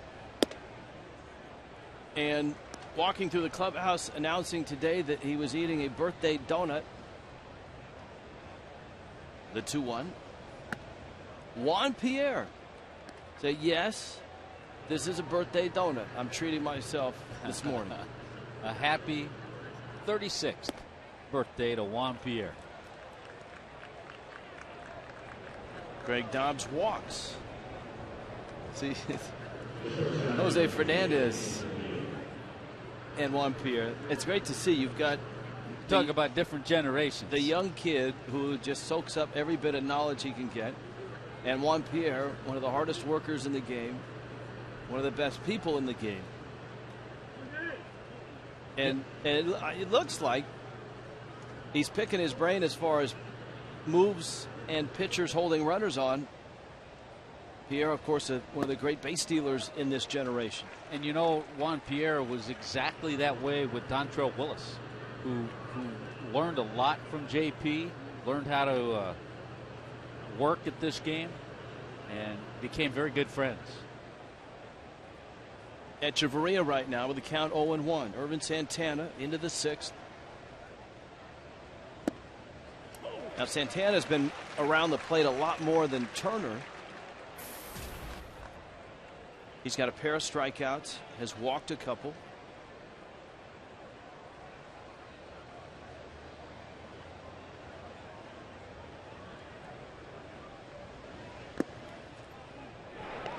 It's one thing Perez is very good at. He has a lot of pickoffs. Had 5 of them last year, has 9 in his career. Yeah, we've seen a lot of that just in this series alone. He's not afraid on a ball in the dirt. A lot of catchers like to do that on a ball in the dirt because they think, well, maybe the runner's going to freeze a little bit.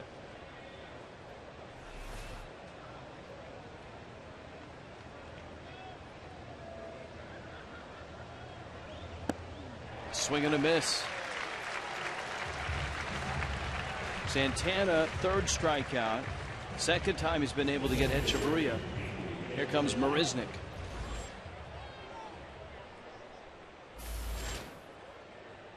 We were talking about Emilio Bonifacio and the struggles of the Toronto Blue Jays. If you haven't heard the news, Emilio Bonifacio is headed to Kansas City. The Royals have acquired him for a player to be named later. And of course, Marisnik, one of the key parts in that huge trade with a lot of moving parts to it. Bonifacio coming for future considerations. You see his numbers with the Marlins much better than his season with Toronto. He's actually making a shorter trip and going from Toronto to Detroit to pick up the Royals for that 5-game series against the Tigers. And the Blue Jays have been at home.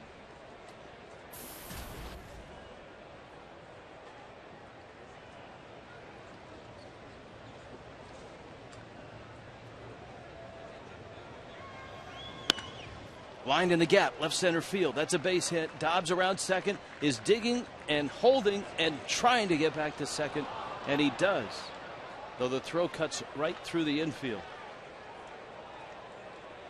Dobbs had designs on 3rd base.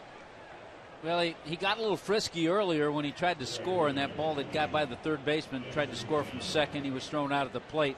He thought about it here. You have that play in front of you, so you've got to make that decision yourself, and his decision was to put on the brakes and get back to second. There was a time when Dobbs was a lot friskier on the bases. He had an Achilles injury, a severe Achilles injury, early in his career in Seattle. But a nice 2-hit day so far for Jake Marisnik.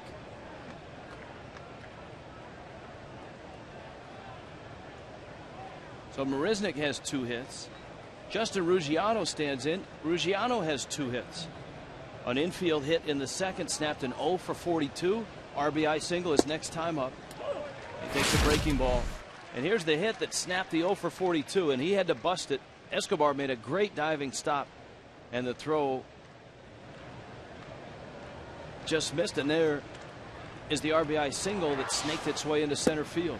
Well, remember, Justin Ruggiano, 2nd on the club with 12 home runs, and all 12 of those home runs have been on the road. And Santana's out in front of him, 0-2. Carries a breaking ball, and it goes to the screen. Dobbs to 3rd. Marisnik to 2nd.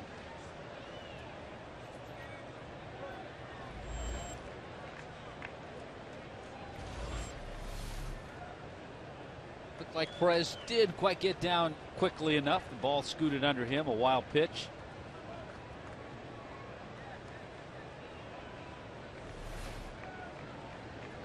Tim Collins getting ready in Kansas City's bullpen. Let's see if Ruggiano gets another slider. He got one, pulls it, and it's foul.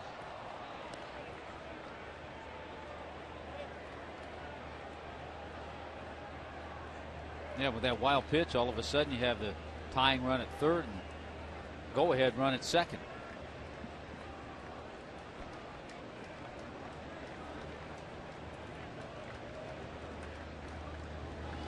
Another breaking ball. You wonder if that'll keep Perez from calling the slider again from Santana.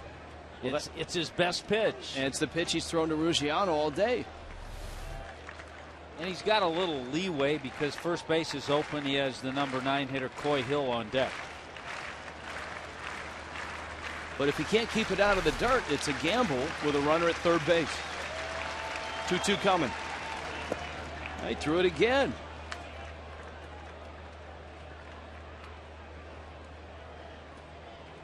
Remember, we talked about this staff, and we've seen it in the first 2 games of this series. They'll go up with fastballs. They'll elevate fastballs with 2 strikes as well.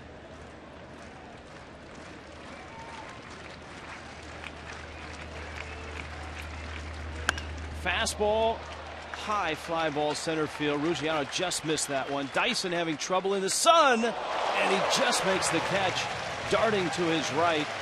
That would have been a disaster for the Royals. As it is, Miami strands 2 more runners. And it's 2-1 Kansas City.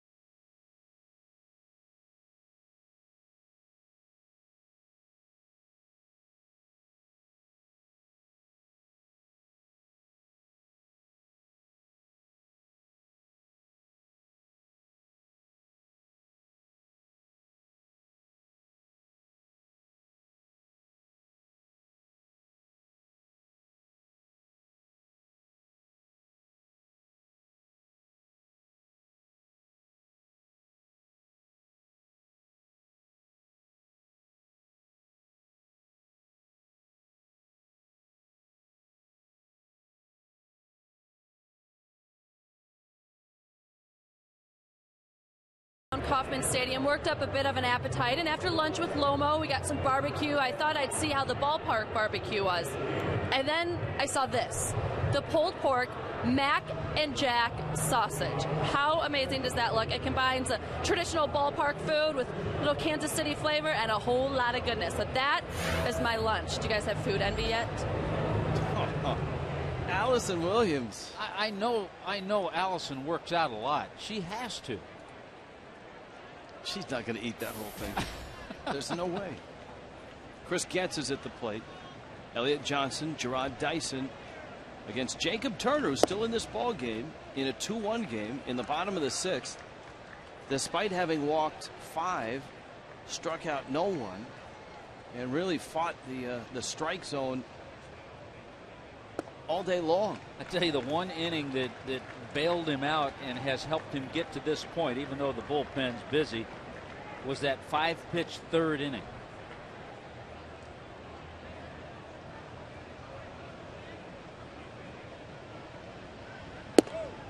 He's thrown 89 pitches and only 38 have been strikes. This is unbelievable. 6th walk and no strikeouts. Out of town scores, and we've noted that for Royal fans, they're watching the American League. Here, a National League look. Mike Redmond's on his way out to the mound. We can peruse this. The Cubs trailing the Reds in Chicago. The horse is okay. We've checked on that. San Diego and Colorado 1-1 in the bottom of the 3rd. Baltimore and Arizona just underway, bottom of the 1st tonight. Giants and Nationals.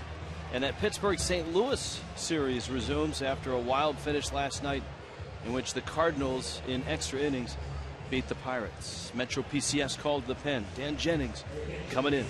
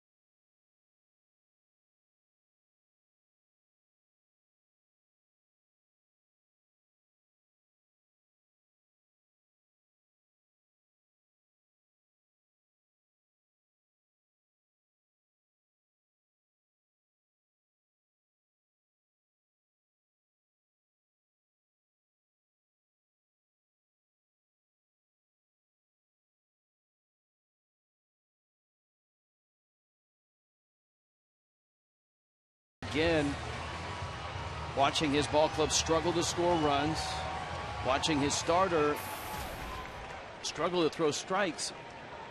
However, it's just a 2-1 ball game. Jacob Turner exits, having walked 6 and struck out no one. And Dan Jennings against the switch hitter Elliott Johnson. Swings and misses. Chris gets the runner at first. Johnson in a ground ball up the middle, which was a key play in the game. Back in the 4th with 1 out, gets at first. It brought Echeverria towards the bag. The ball kicked off of Echeverria's glove, went into center. And the error was costly. Getz ended up scoring in the inning. That's the difference in the game in a 2-1 game.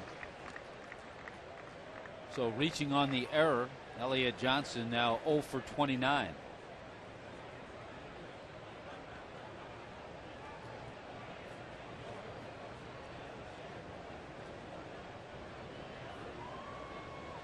Getz can run a little bit too. He's 9 out of 10 stealing bases.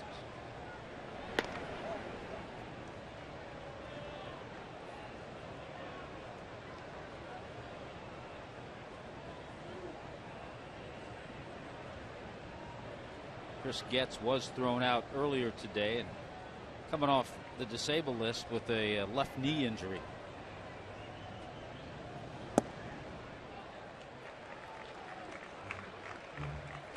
Johnson takes in, and it's 2-1. Johnson, an interesting guy in that he wasn't drafted, signed by the Rays as a non-drafted free agent back in 2002. Thatcher, Arizona.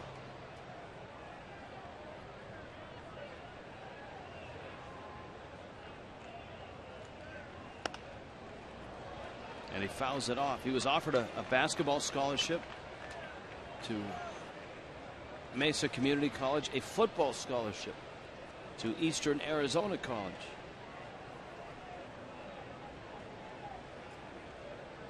Three of his 4 brothers were drafted, but he was signed as a free agent. He's the only one to get to the big leagues. Runner goes, and a swing, and a ball pops out of Hill's glove. Johnson strikes out. Another stolen base for the Royals, who have swiped 5 in this series. Here's the homestand for the Fish. Yeah, the Panda hat might make an appearance in Miami this weekend. And then the Dodgers, the hottest team on the planet. Their greatest run in a long history.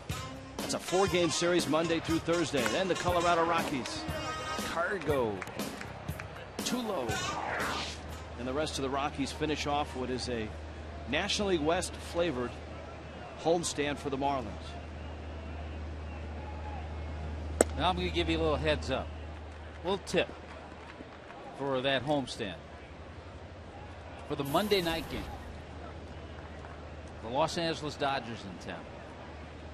Not sure who's going to pitch for the Dodgers. A lot of people anxious to see, myself included, Yasiel Puig, the Cuban star who's having such a great impact on the Dodgers. Tentatively scheduled to pitch that night for the Marlins own Cuban sensation, Jose Fernandez. Well, if you take, and I mean, Hanley Ramirez could be back in the lineup too for the Dodgers. Ricky Nolasco might be on the mound. Clayton Kershaw could be on the mound.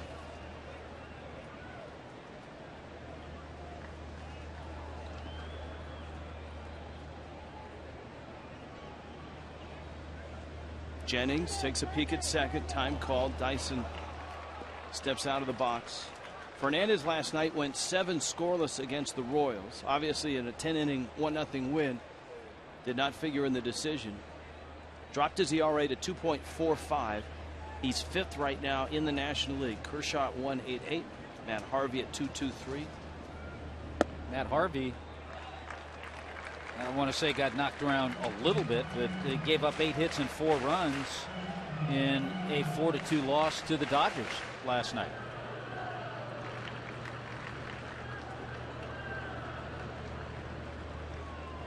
That's just a great scene there. The youngster and the veteran. Dyson walks.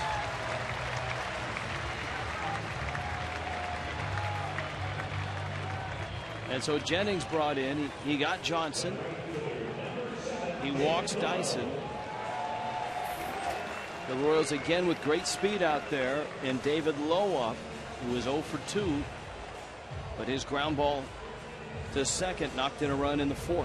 Well, it drives managers crazy when you go to the bullpen, bring in that lefty because you've got some lefties coming up, Dyson, Lowe, and then Hosmer. But the first lefty that Dan Jennings faces, he walks in the number 9 hitter.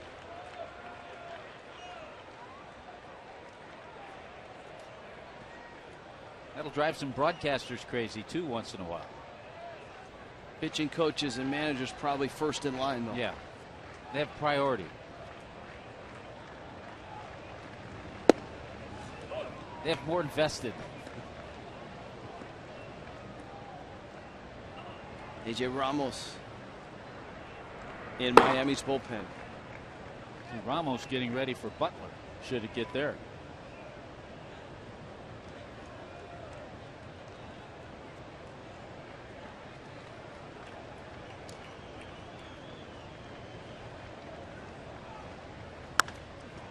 Lowe takes a breaking ball in the air to right. Ruggiano is there, and he makes the catch. Everybody returns to their bags. Gets to second. Dyson to first. And with 2 outs, Eric Hosmer, who has doubled in 3 trips, comes up. Well, bad news for Royal fans. Cleveland has gotten up off the mat and tied the game up in Minnesota. 7-7. Indians and Twins. That's in the top of the 8th inning. As well, the Tigers, a 6-3 lead over the White Sox. Bottom of the 7th in Chicago.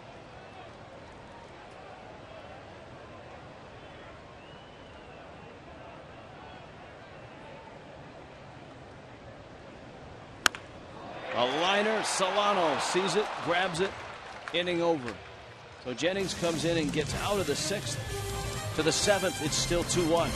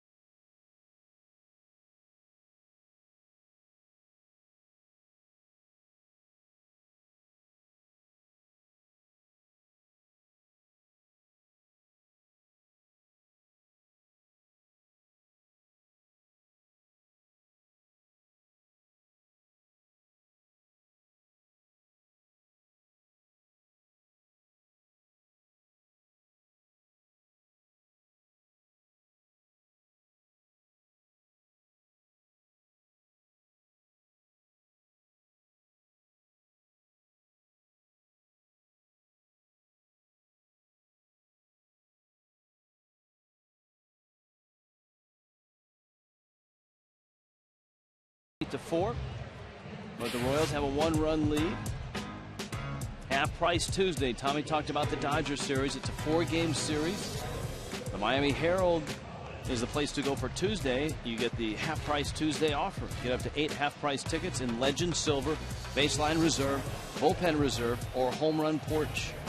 Visit Marlins Park or go to marlins.com for tickets. Dodgers Monday, Tuesday, Wednesday night, and a Thursday afternoon. We had that discussion last night about short pitchers. Was it Bobby Shantz you were talking about? Bobby Shantz, yeah. Had a terrific career in the 50s and early 60s. Pitched in Kansas City with the Athletics. Well, Tim Collins is only 5'7", so he was in the discussion. And now he's in the game. Well, we saw Collins the other night for a third of an inning. He was able to come in and retire Ed Lucas. And what we saw was a pretty good fastball and a big over-the-top curveball. Good curveball in his repertoire. Santana's line a lot cleaner than Turner's, even though it's a 2-1 game. 8 hits in his 6 innings, a run, 2 walks, 3 strikeouts. Well, the one inning that was a little bit of the undoing for Santana was that 4th inning. He threw 32 pitches, and he gave up the 1 run on 3 hits.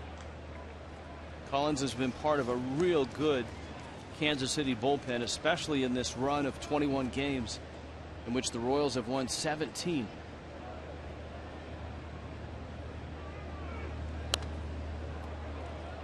Overall, as a pitching staff, the Royals continue to lead the American League. Their ERA coming into play at 3.52. Detroit right behind them at 3.55. Well, you talked about it last night, I believe, Rich. A good ballpark to pitch in. Coy Hill, the switch hitter, takes away.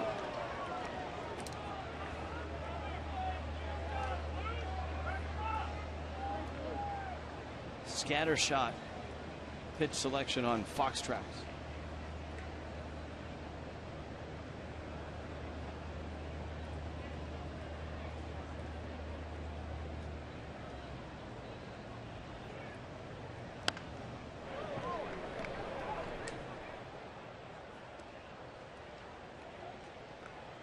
Count still 3-2.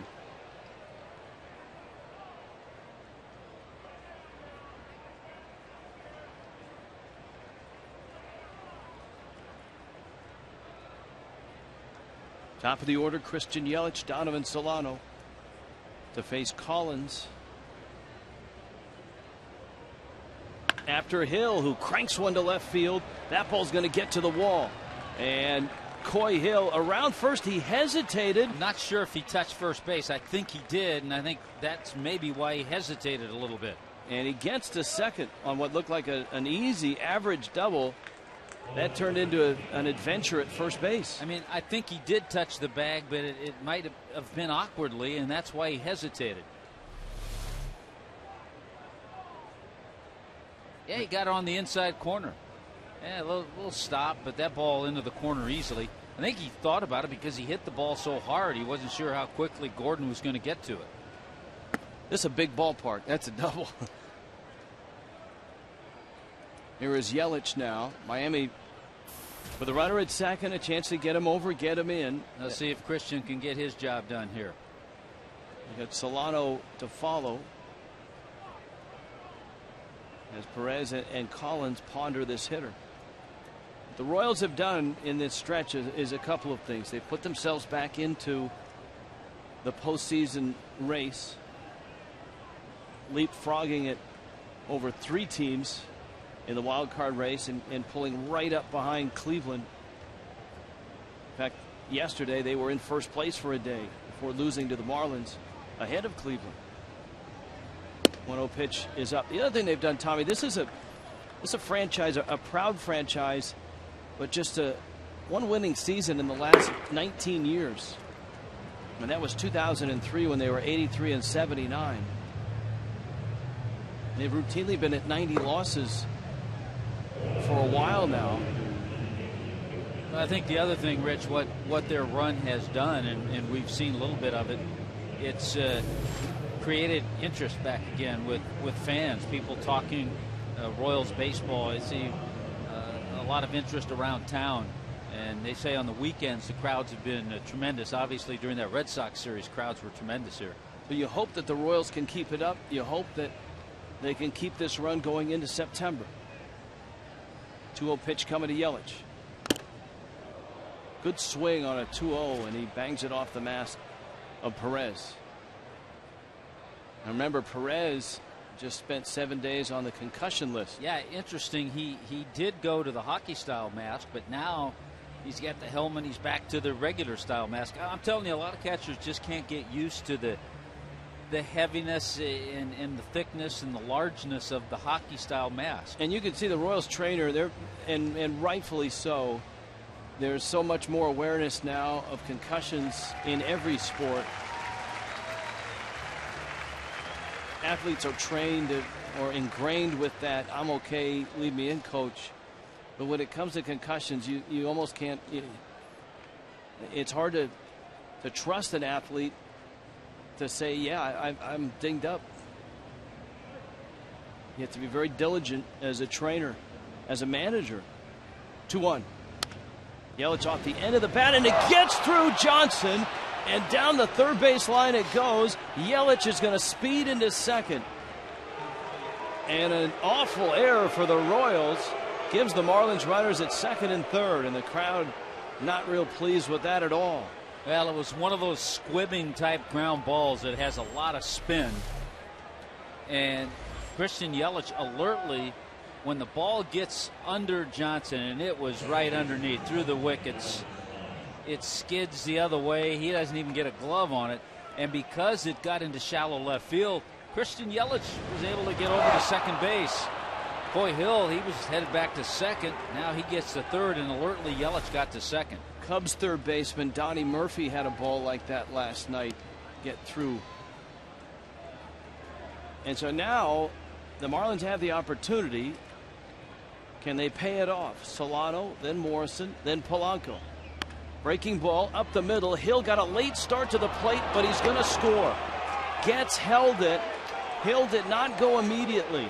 He stood for a second, watched, and I think Getz was safe to get the out at first, but had he gone to the plate right away, and that is a long throw, he probably would have had Hill. Here's a look. Well, keep in mind he's playing back. This ball's a semi-line drive. A rolling ground ball, a runner at third, Hill probably gets a better jump. But a little semi-line drive, he paused just for a minute. And then he took off. I'm not so sure Getz has a play because he was playing deep enough. But Polanco did a great job. Got the run in. He also moved Yelich over to third base. And now Morrison is trying to knock him in. 2-2 now. The Marlins have tied it. That's so typical of Placido Polanco. Just the little things, getting a couple of things accomplished.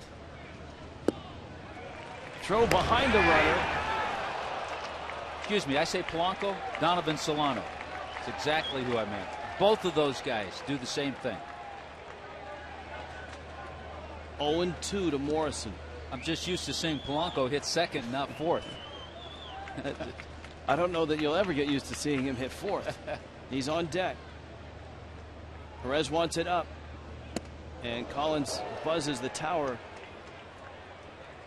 Morrison backs out. So Miami has tied it. The error by Elliott Johnson, a big one.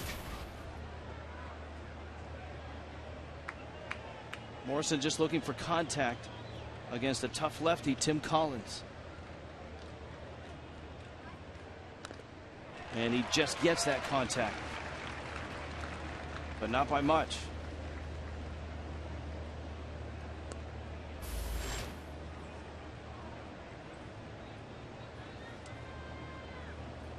Collins getting a visit from his catcher to try to figure out what pitch they want to try to put away Logan Morrison with, the fastball or the curveball.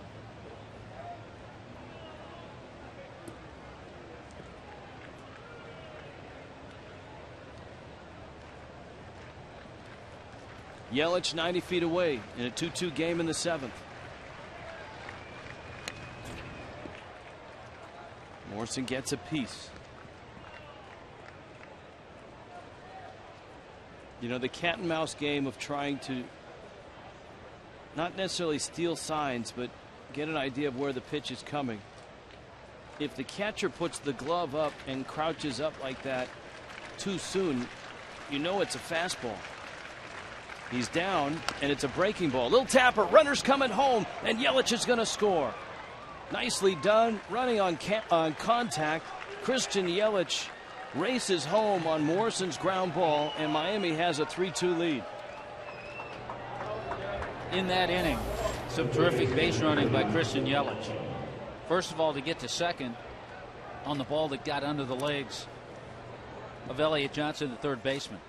Then going to third on Solano's one hopper to second, and then getting a tremendous jump on Morrison's tapper to first base. Here is Polanco, who is 1 for 3. And so Collins throws a strike.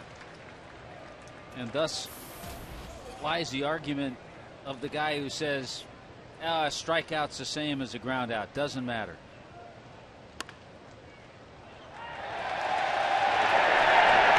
Sarcastic cheers from the crowd here in Kansas City. Wow, that's pretty caustic. Plus he's 0 for 30. 3-2 Miami.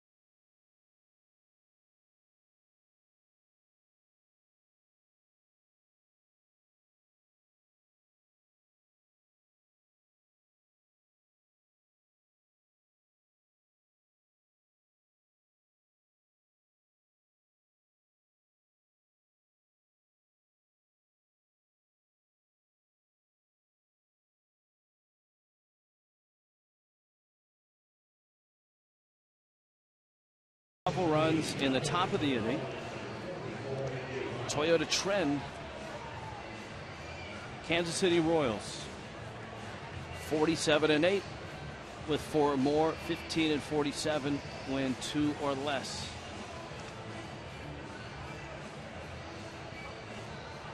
AJ Ramos.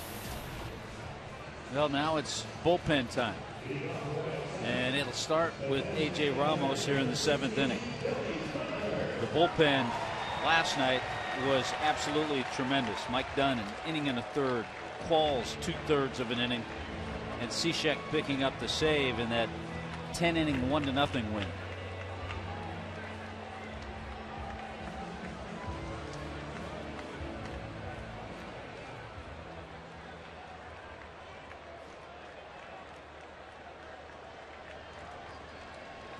Billy Butler, Alex Gordon, Salvador Perez. Meat of the order for the Royals.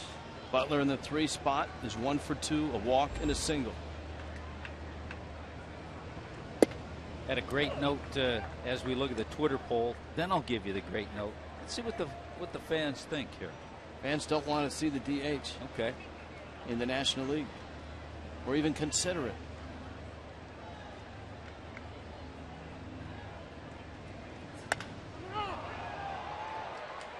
Billy Butler just missed one. Marisnik circles it and comes in to get it.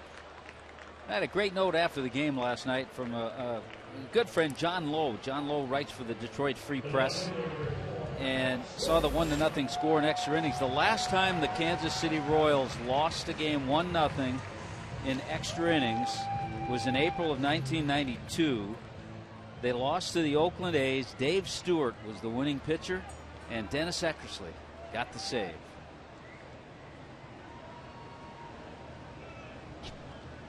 Sounds like the Royals got a good start that night as well. Yeah.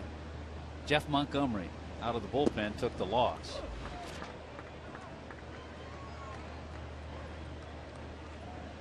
Breaking ball for a strike to Alex Gordon, who was 0 for 3.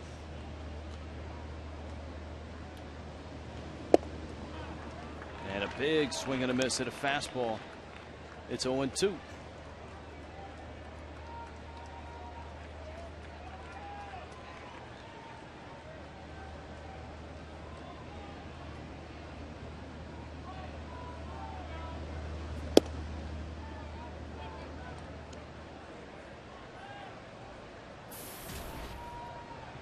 Gordon in the series 0 for 7.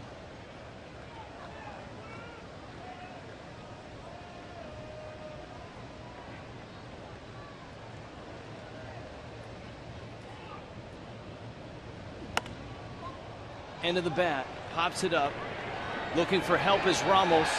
Morrison gets it. Well, Ramos was looking for help too. You know, we talk about that often. Sometimes you wonder, why doesn't that pitcher take that pop fly? We've seen it happen. We saw Qualls do it. But if a pitcher's looking for help, you better help him out. And he was. And taking charge, Logan Morrison.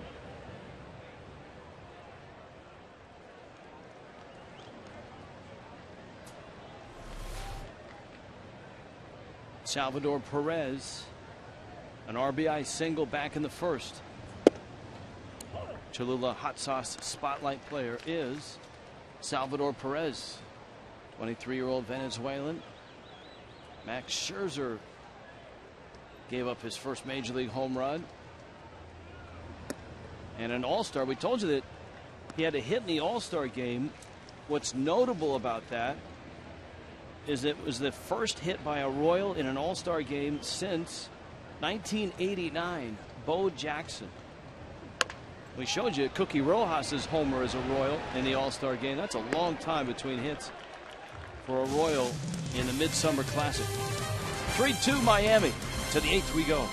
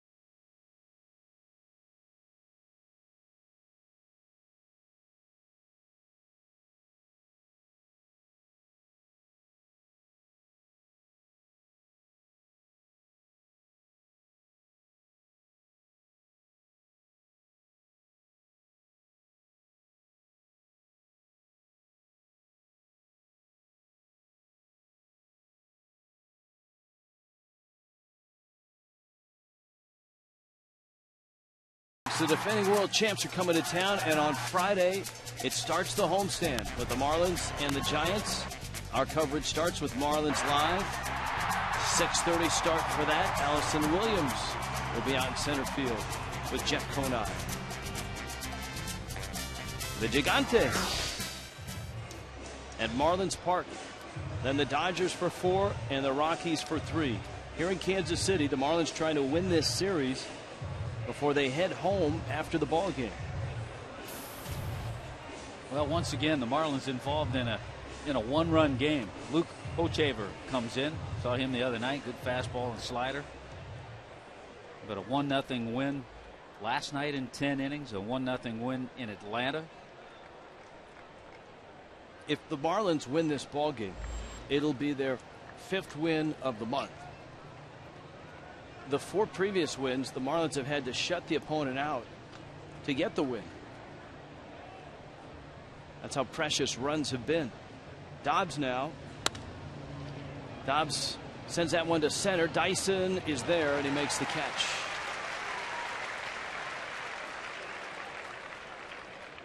Hochevar throws a pitch, gets it out. Adeiny Echeverria and Jake Marisnick also coming up here in the 8th inning.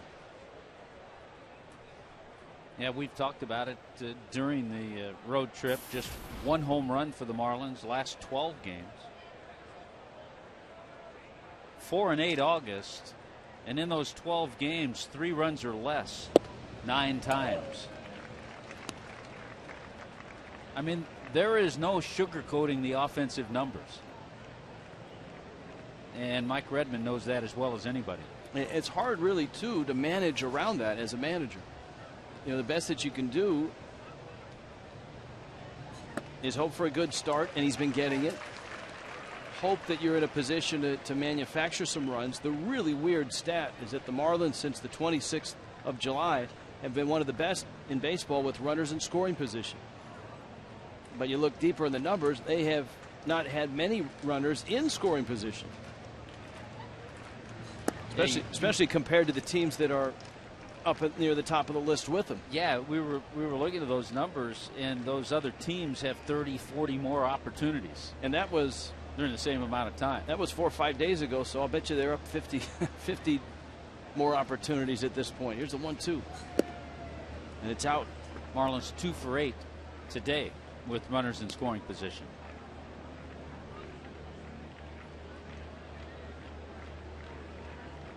But the Royals are 1 for 8 today, and they've left 9 men on base. Yeah, the Royals fans, I'm sure, looking at the scoreboard, seeing that Cleveland is still tied with Minnesota 7-7. Echeverria gets into that one, drives it to left center. Dyson is back and makes the catch.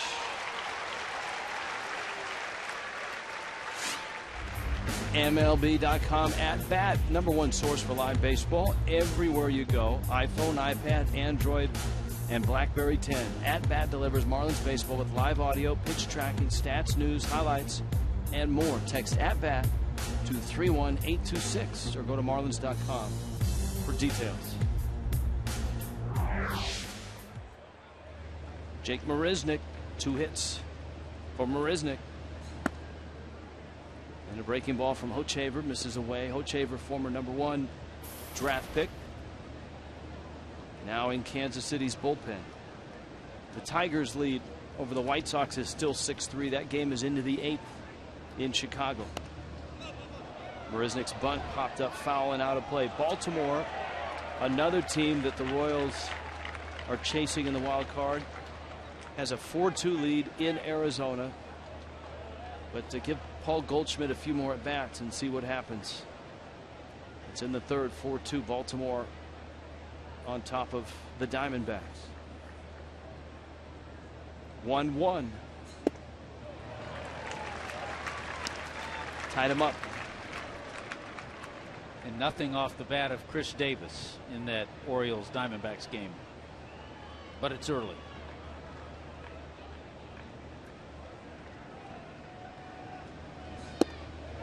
Down goes Marisnick. Hochevar goes 1-2-3 in the 8th.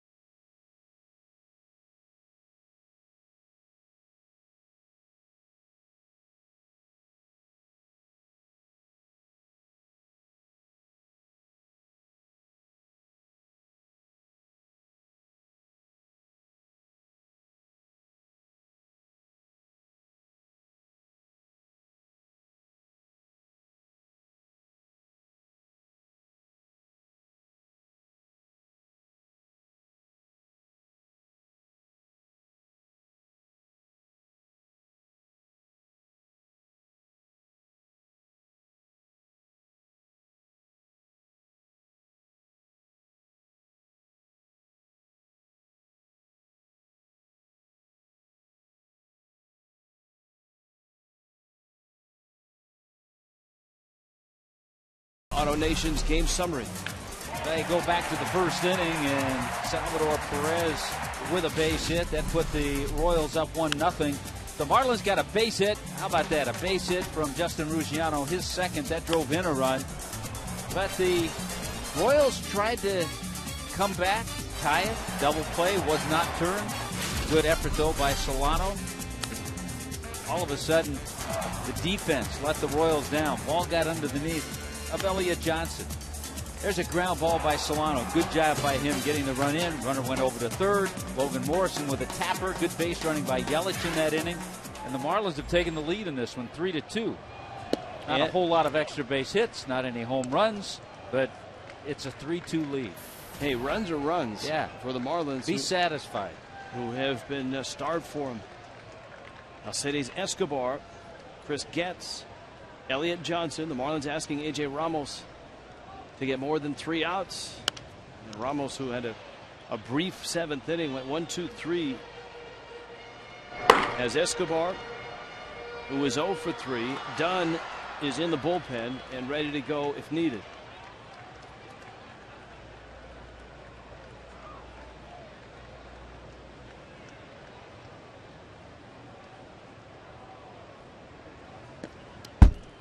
That went all the way to the screen. From what we could tell, Mike Moustakas is not available. Moustakas with a calf injury, suffered it in game 1 on Monday. He was in a walking boot in the clubhouse designed to take pressure off the calf. And Ramos comes in and ties up Escobar. First strikeout for AJ. The Texas Tech product. Yeah, this is what Mike Redmond is judging all of this on. He has done ready, but, you know, he's watched Ramos, the way he worked in the 7th inning, pitches he made right there. There are times that he's told us, Red has told us, there are times that he's sent Ramos out there hoping to get 2 innings, and then he's a little shaky in 1 inning and he has to make a move. But this is an opportunity for A.J. Ramos to give the ball club a couple of solid innings.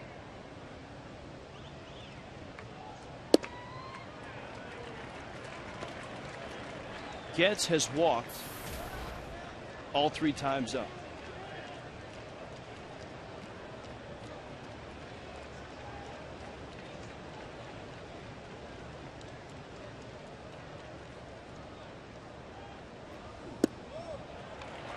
And Ramos can't throw a strike to him. What is it about Chris Getz? The pitchers can't. I have no idea. He's hitting .217. He has 1 home run.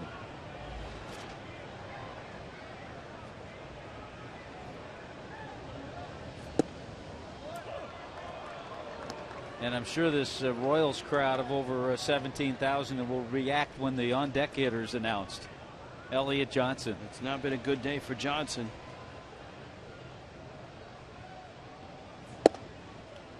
Ramos comes back and gets a strike. Full count, 3-2.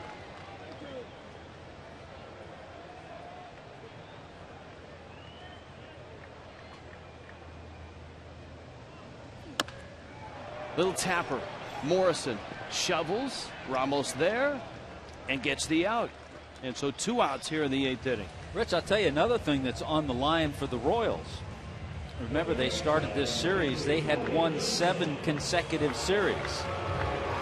And with the Marlins winning last night, here's the reaction to Johnson.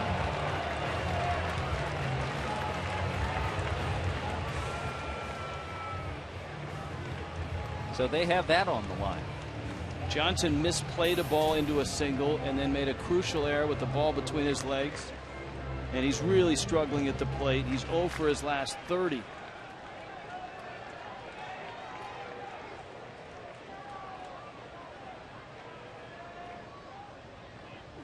The reaction of the fans when Johnson fielded a ground ball in the 7th for the final out was one you expect to hear in New York or Philly. Philly. Not in the Midwest.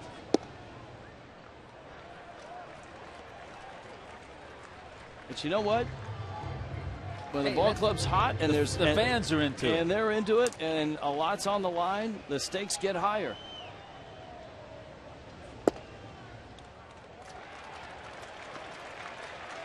And again, falling behind 3-0.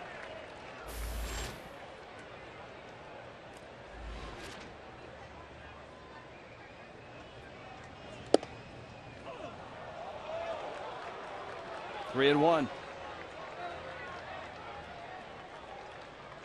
Not so much on Fox Tracks. That didn't sniff the plate. Ramos fortunate. That one caught the plate, and it's 3-2. So Ramos, let's see if he can take advantage of the break that he got.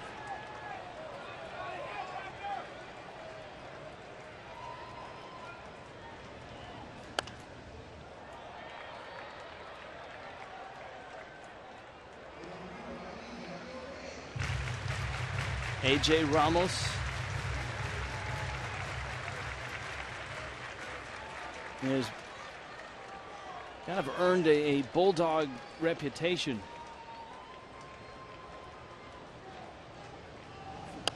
Not a finesse guy, just a guy that comes after you with good stuff. Well, he has 3 good pitches. It's good changeup. Breaking ball is good. The fastball, I think, is a surprising pitch to a lot of hitters.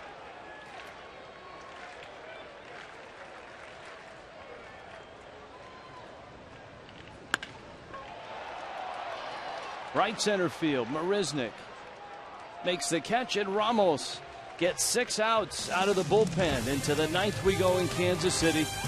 The Marlins are up 3-2.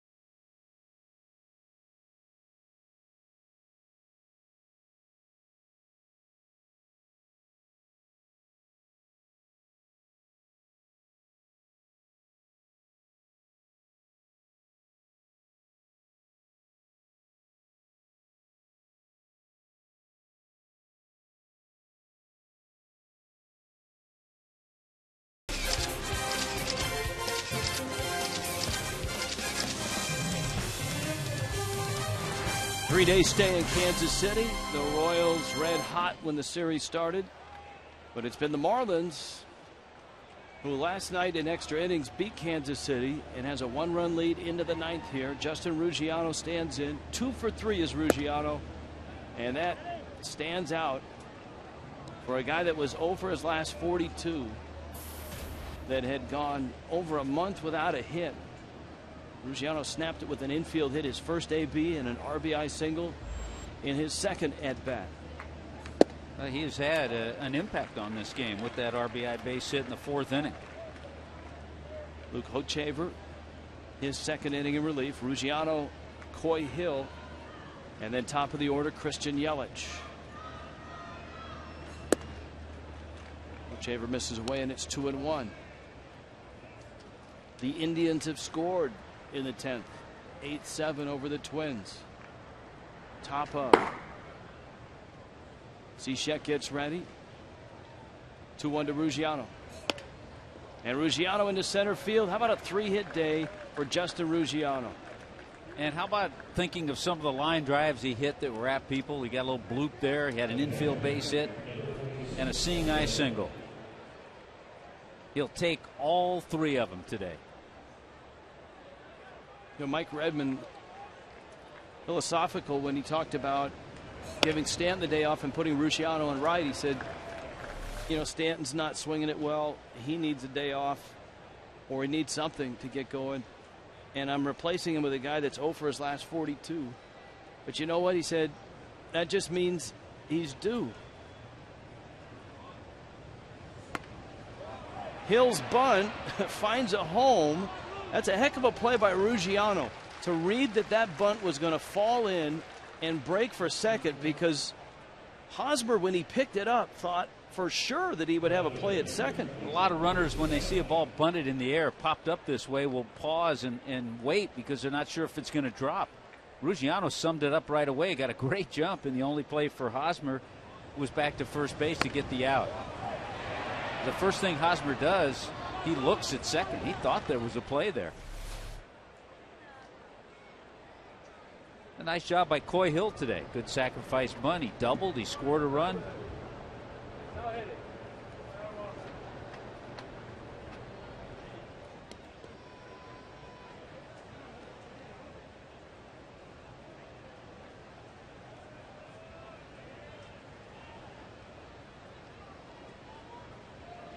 So now Yelich with Rusciano in scoring position. It's a great hitter, and I forget the name. I want to say it was Barry Bonds, who's advice to a youngster who was on a long 0 for. Told him, look, I've had 0 for 20s. I've had 0 for this. He said, oh, you got to look at it this way. The longer you go, the closer you are to your next hit. I think it was Bonds who said that. Strike to Yelich. It's 1-1. Marlins Live presented by Checkers. Craig and Preston in the studio. That's right around the bend. 3-2 Miami in the 9th in Kansas City. Rusciano, good speed at second. Yelich drove in a run last night with a single on a night where the 21-year-old left fielder had 3 hits.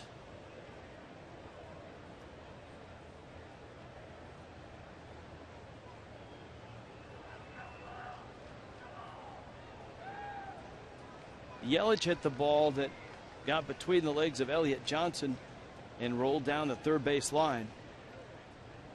That a key play in the 7th. It allowed the Marlins to get 2 runs on just 1 hit.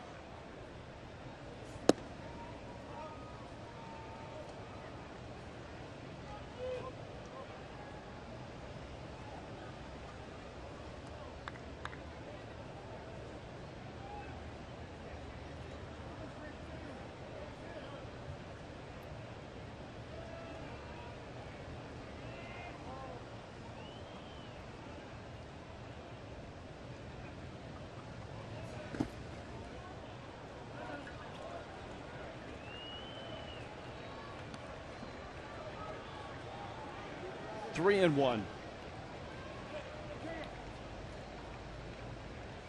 And here's a little bit of respect for a guy that's in his 3rd week in the big leagues.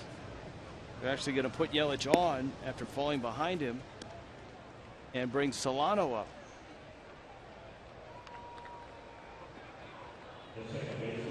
They set up a possible double play, but they're not factoring in the success that Donovan Solano's had this year with runners in scoring position. He's been Miami's best all year long.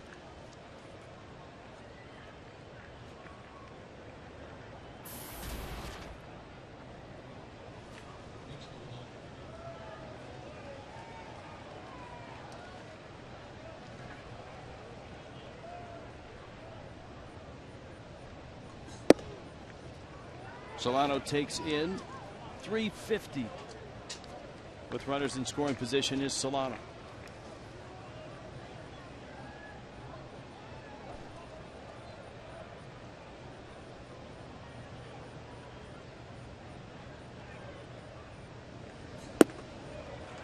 Ball and a strike. Well, the Marlins have out-hit the Royals 10-4 in this one.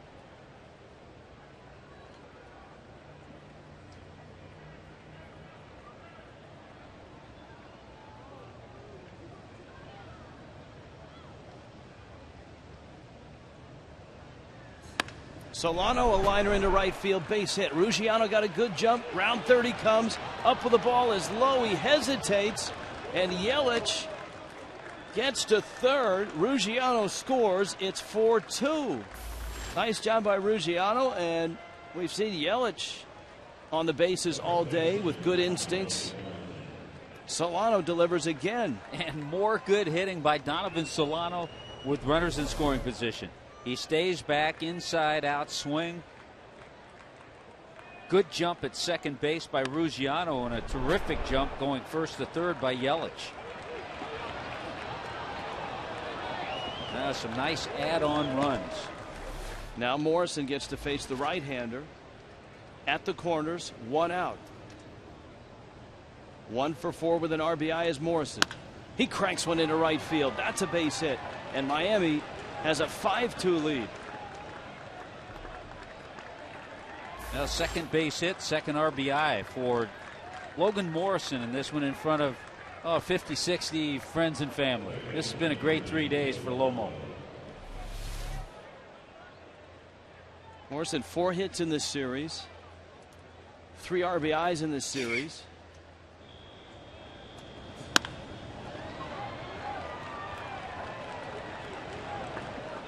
Polanco comes up now.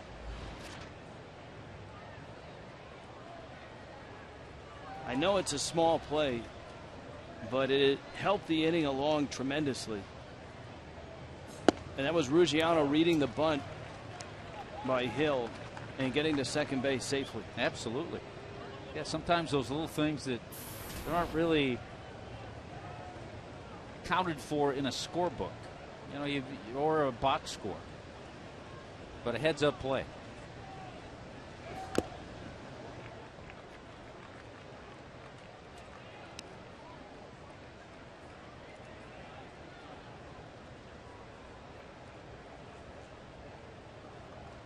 So 12 hits, 11 singles. The only extra base hit for the Marlins is the double by Coy Hill. The only good news right now here in Kansas City is that Minnesota got a run in the bottom of the 10th to tie Cleveland. Polanco in the air to right. Low charges in and makes the catch.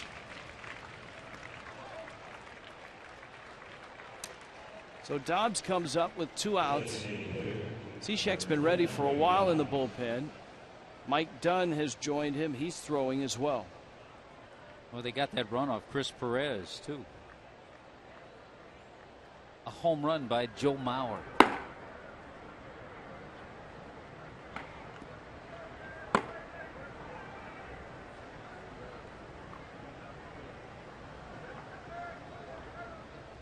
Dobbs getting the start as a DH. He's had a fine series. 3 for 6.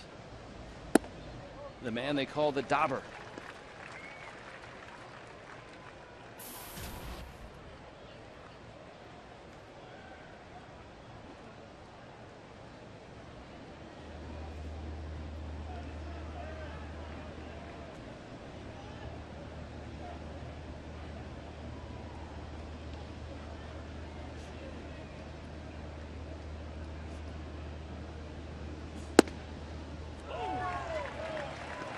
Oh, 0-2.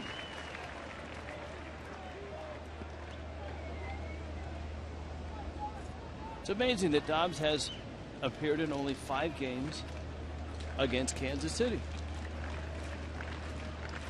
Marlins haven't seen him in interleague. Maybe the Phillies didn't see him much. Maybe he was out or down in his time in Seattle.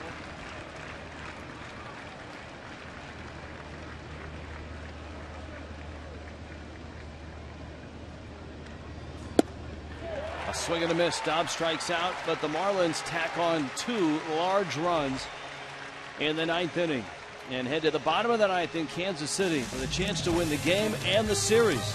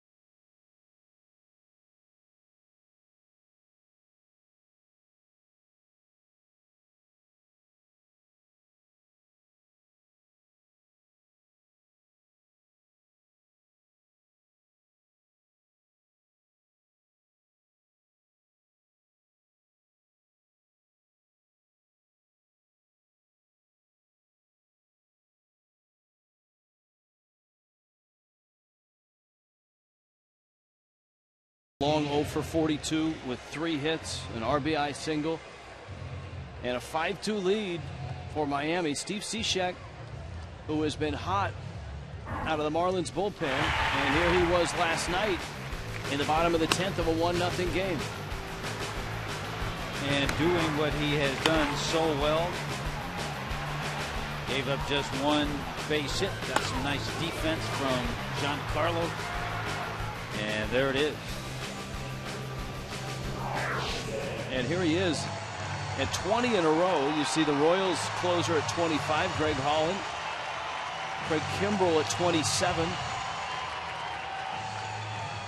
Gerard Dyson, David Lowe, Eric Hosmer, 9-1-2 for the Royals in the ninth.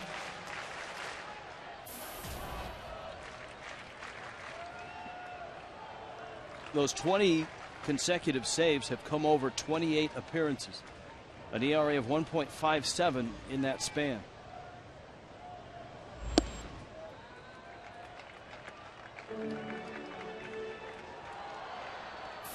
This would be a tough loss for the Royals, especially having watched Jacob Turner, Miami's starter, in 5 innings walk 6 and strike out no one, and yet the Royals were only able to get 2 runs against him. Yeah, one of those was unearned.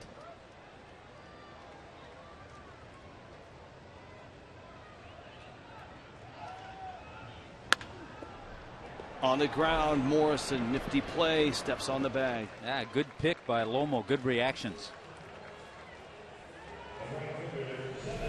Ball came up on him right at the end, right here. His glove is down, he comes up with it. Easy out. Easy out, but not an easy play.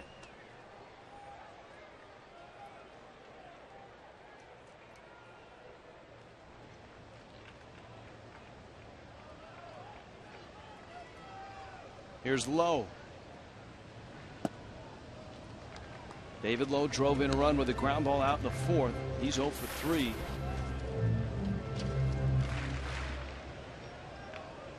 Two scoreless innings by A.J. Ramos.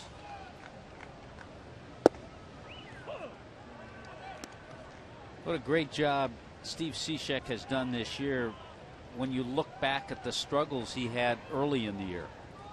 Remember, at one point, lefties were hitting about 330, 340 against him. Left-handers right now against Cishek hitting 228 in over 100 at-bats. Part of that Mike Redmond felt in April and May was the fact that the Marlins were not in the position to close games very often. His role wasn't consistent.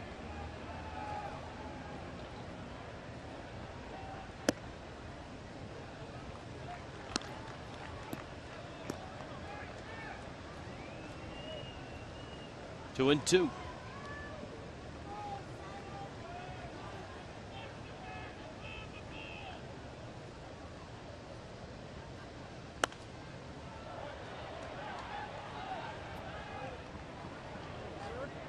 I think every save opportunity back then also was so magnified because of the inconsistency of the team and the lack of wins. Miami wins this ball game. They will be a game over 500 since the 31st of May. They sit right now at 32 and 32 since May 31st. Swing and a miss. It trickles away from Hill. Low down to first. 2 down. Cishek gets a strikeout. And here comes Hosmer.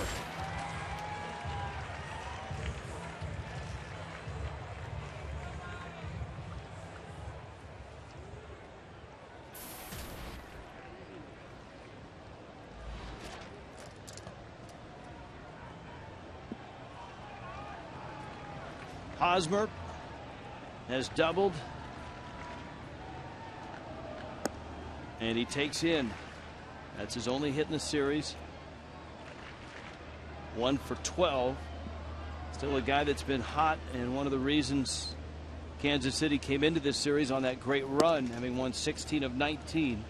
If they lose this game, it'll still be 17 of 22.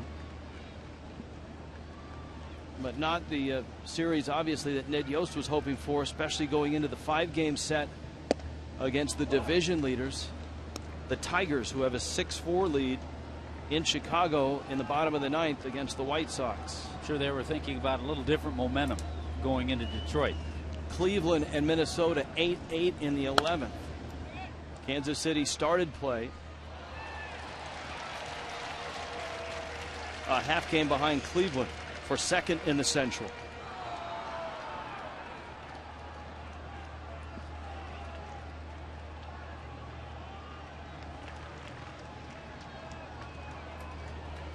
Two-two.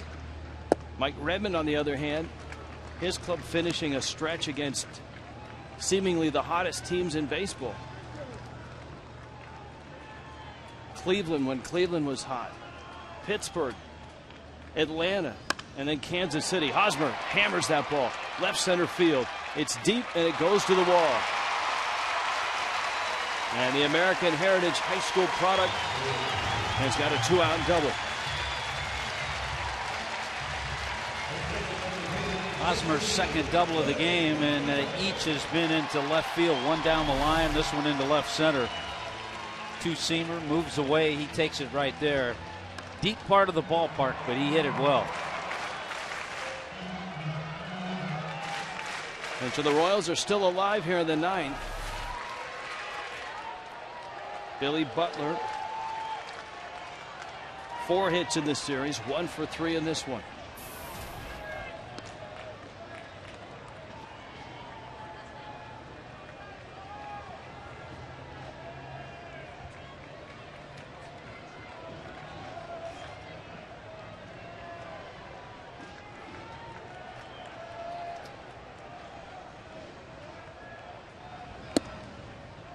Cishek misses up.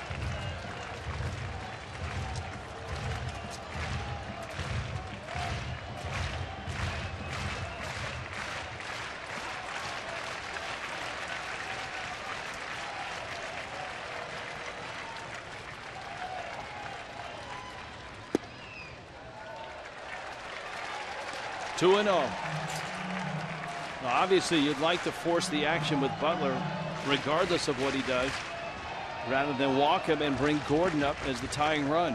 Yeah, all of a sudden you would have a guy with power, a left-handed bat.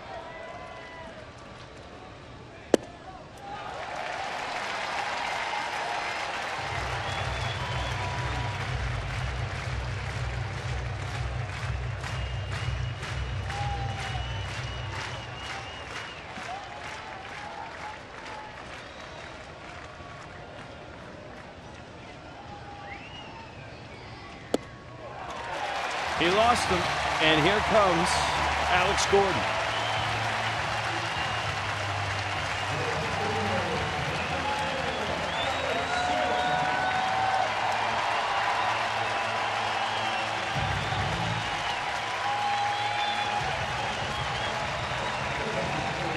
Royals are going to pinch run for Butler.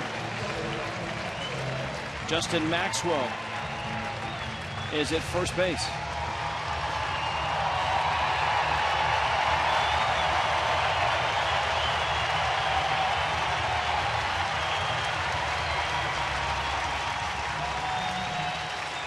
And those that have stuck around are clamoring for Alex Gordon.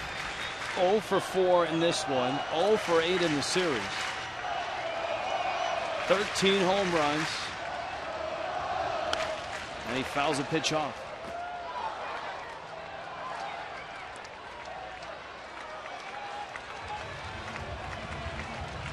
You talked about the areas in this ballpark of coziness, I guess would be a good way to put it. Down the lines, left field line, right field line.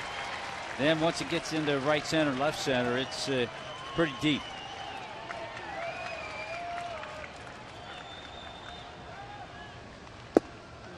Backdoor breaking ball. It's 0-2.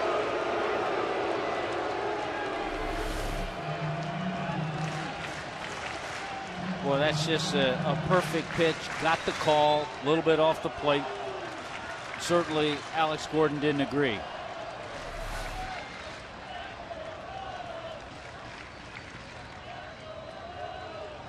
Oh, 0-2. Salvador Perez, the Royals catcher, is on deck.